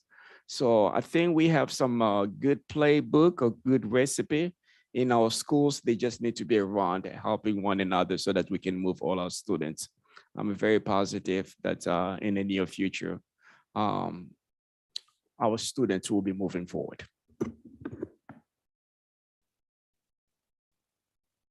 Any other discussion on this most important topic? Dr. Hardy, we're so appreciative of your presentation and your team behind you. Fantastic work. Often work that we don't see, but is so detailed and so important. You bring this data forward. I think they're good, which is good. I try to read, make sure everybody's gotten all their questions answered. All right, that brings us to item 9B, Day 1 proclamation. I see Dr. Bullock here. Yes, Dr. Bullock is here, and if we can pull up the presentation. We'll go forward to the next slide. Each year, the Tyler Clementi Foundation brings awareness to the impact that bullying has on the life of others. Our Day 1 proclamation is an initiative that teaches kids to celebrate differences, identify acceptable behaviors within the classroom and beyond, the importance of kindness, respect, and compassion, as well as how to intervene safely and appropriately in a bullying situation. My pleasure this evening to have Dr. Kelvin Bullock, Executive Director for Equity and Professional Learning, take us through and share with you information about our Day One proclamation at each of our schools. Dr. Bullock. Good evening, board, Dr. Mubinga, DPS community. If we can go to the next slide. So our Day One proclamation is in alignment with our DPS strategic plan, specifically Priority 2, where it's our mission to provide a safe environment that supports the whole child. As acknowledged by the board, the Day One proclamation aids in the work to continue to create a safe, orderly, and inviting school environment to facilitate student learning and achievement. If we can go to the next slide. So the way Day One works is in the beginning of the school year, school communities engage in taking the Day One pledge. The Day One pledge reads, I am an upstander. I will stand up for kindness. I will stand up to make everyone welcome. I will speak up to stop someone who is saying or doing hurtful things to me or to others. I will do my best to protect my feelings by throwing hurting words away instead of taking them into my heart. I will get help from a grown-up I trust anytime bullying happens to me. I will reach out to someone who is bullied by talking to them, asking if they are okay, letting them know I care. I will do my best to stop myself from hurting others with words or with my body. If I make a mistake, I will say I'm sorry. I am an upstander. And so with that pledge, we have had 100% of DPS schools participate in it. And our school leaders have done this through a number of different means. Some have gone through announcements on the intercom at the beginning of the school day. Some have used their student services department, and some have implemented the pledge at the individual classroom level. Some of our leaders have also engaged their staff in conversations around this pledge and just had general conversations about what are we going to do to create safe spaces that prevent bullying for all students that we serve. Students are able to give verbal confirmation of understanding of the pledge, or they can sign the pledge online. We want our community to know that in the event they have concerns regarding bullying in their child's school, they may seek support from any school official.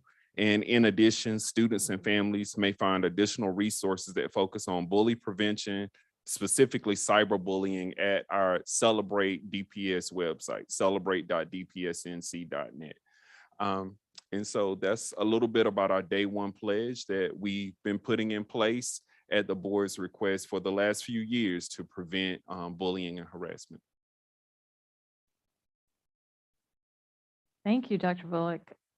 Dr. Hardy, wanted to make sure you didn't say anything before I went to this crew over here. You good? Yeah, got the thumbs up there.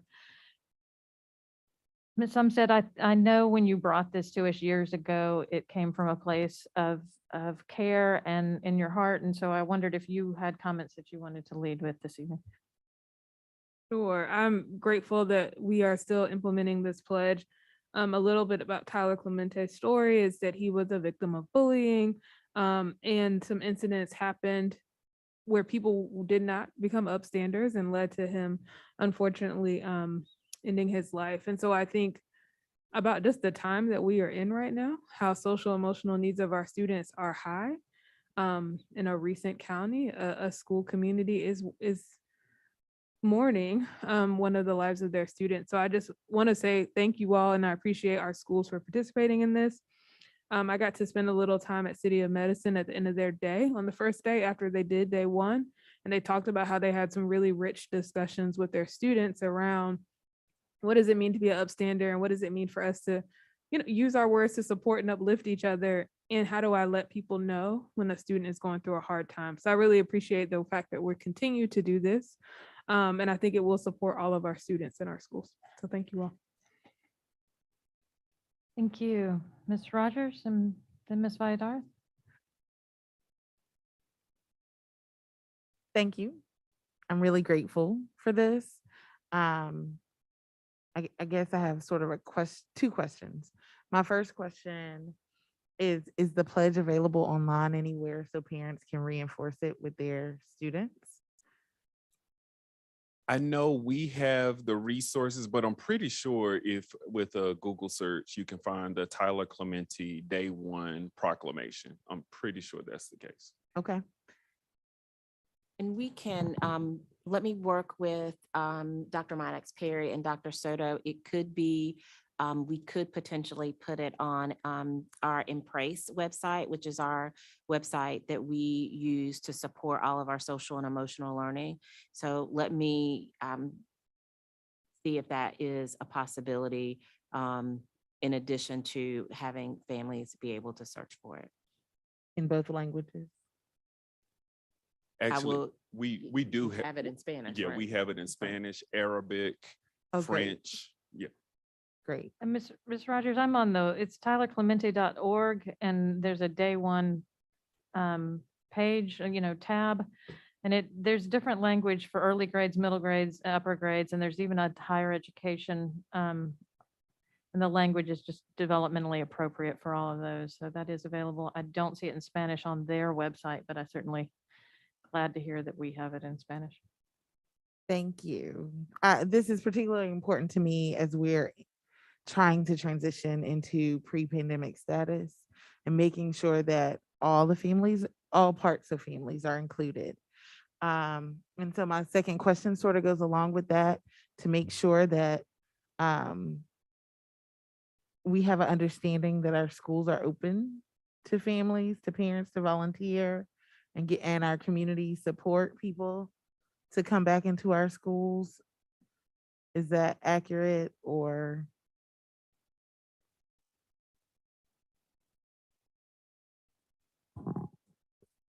Yes, I was also looking just to confirm with Dr. Lassane. Yes, families do have the opportunity to volunteer. There is an access point on our website for you to be cleared as a volunteer.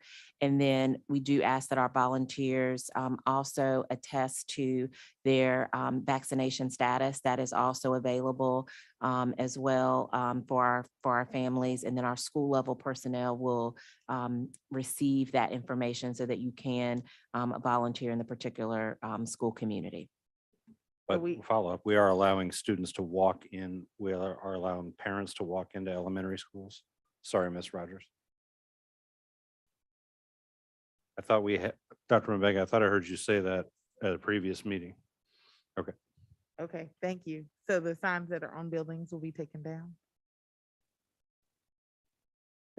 What sign, I'm sorry, you said signs on buildings will be taken down, Ms. Rogers? Did Yeah, you that want to exclude clarify for? parents, that ask parents not to enter the school building? Well noted. We're passing on to our principals. Those signs will be removed. Thank Thanks. you. Ms. Valladares and then Ms. Chavez?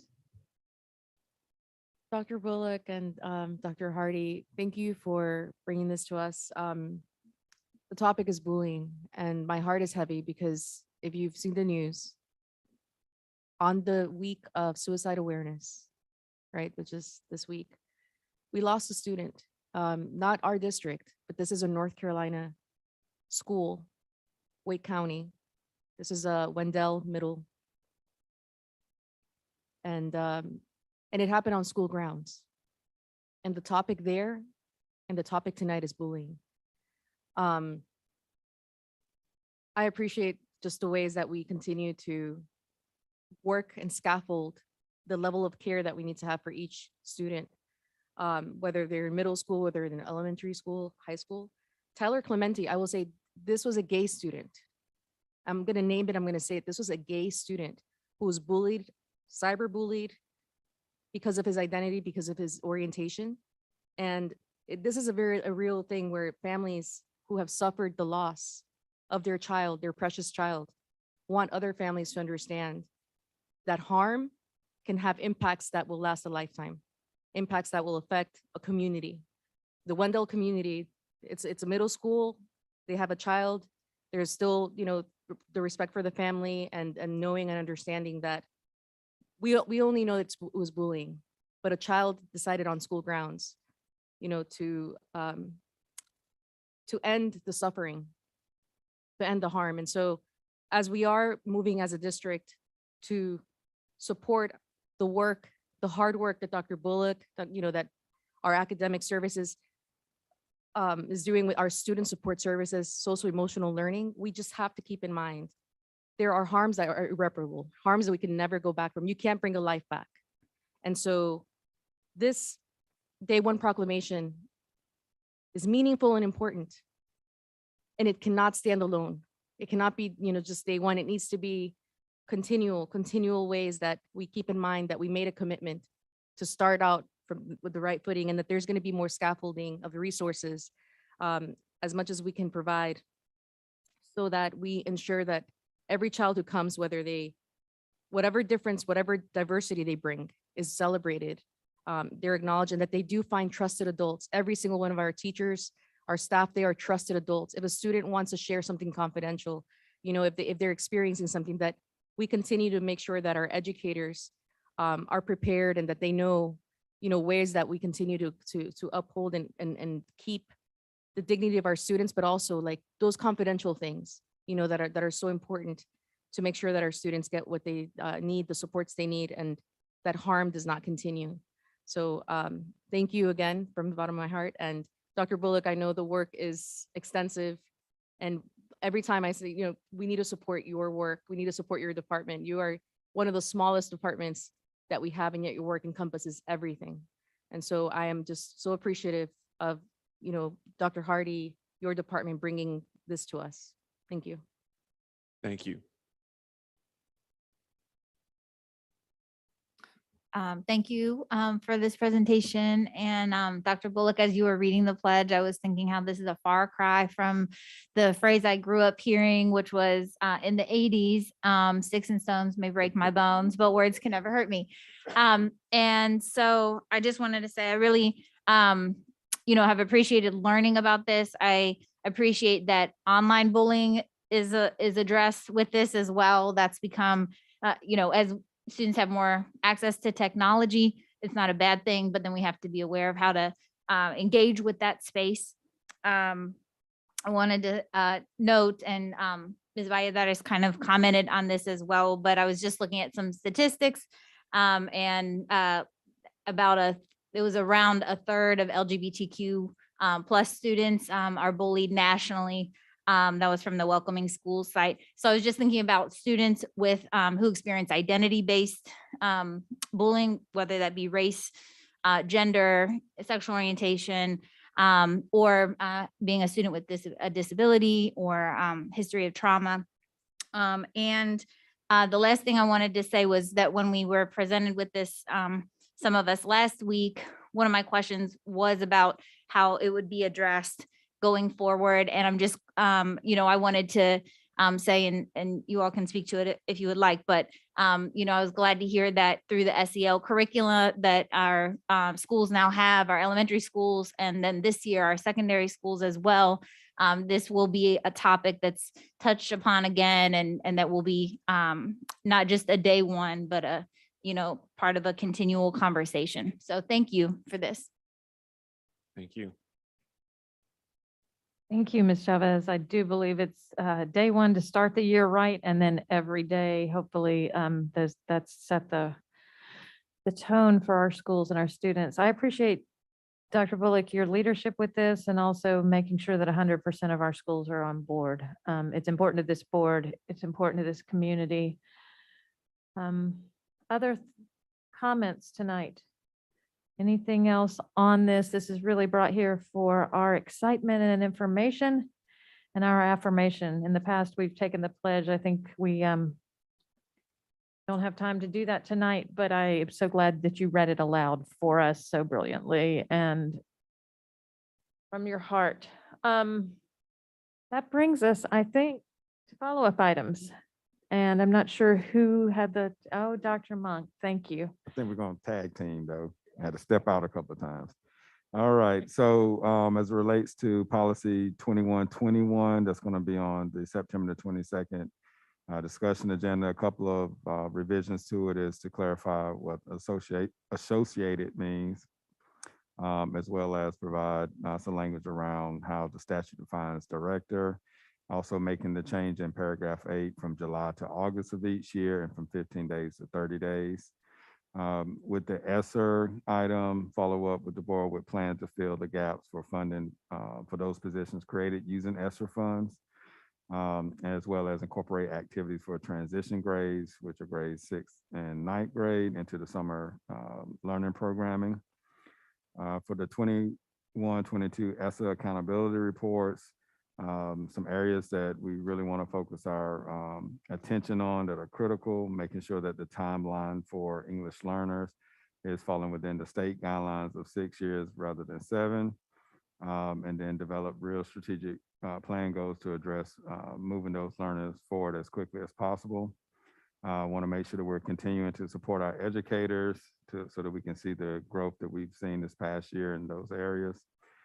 Continue to tout our successes and celebrations while at the same time measuring and analyzing the impacts of the programs that we're implementing for them. Continue to fight for all of our schools, including those who have been labeled as low performance, so that they get the resources that they need. And then ramp up parent engagement so that we have more volunteers that show up for our students. And the day one proclamation, yes, this is kind of outside of that, but I wrote it down in this area, removing the signage from the buildings to make sure that parents are feeling welcome to volunteer and support their schools. And then we must continue our commitment beyond just the one-day pledge to ensure that our students' diversity is celebrated. And if Dr. Hardy has anything else. Thank you. Thank you. That was excellent capturing of a lot of the heart of this meeting and the follow-up items. If nothing else is on our hearts, then that brings us to a motion. I would welcome a motion for a closed session for the reasons stated on the agenda. So moved. I second. It's been moved by Ms. Umstead and seconded by Ms. Valladares that we go into closed sessions for the reasons stated on the agenda. All in favor? Aye. Aye. Any opposed? Thank you. We are in closed session.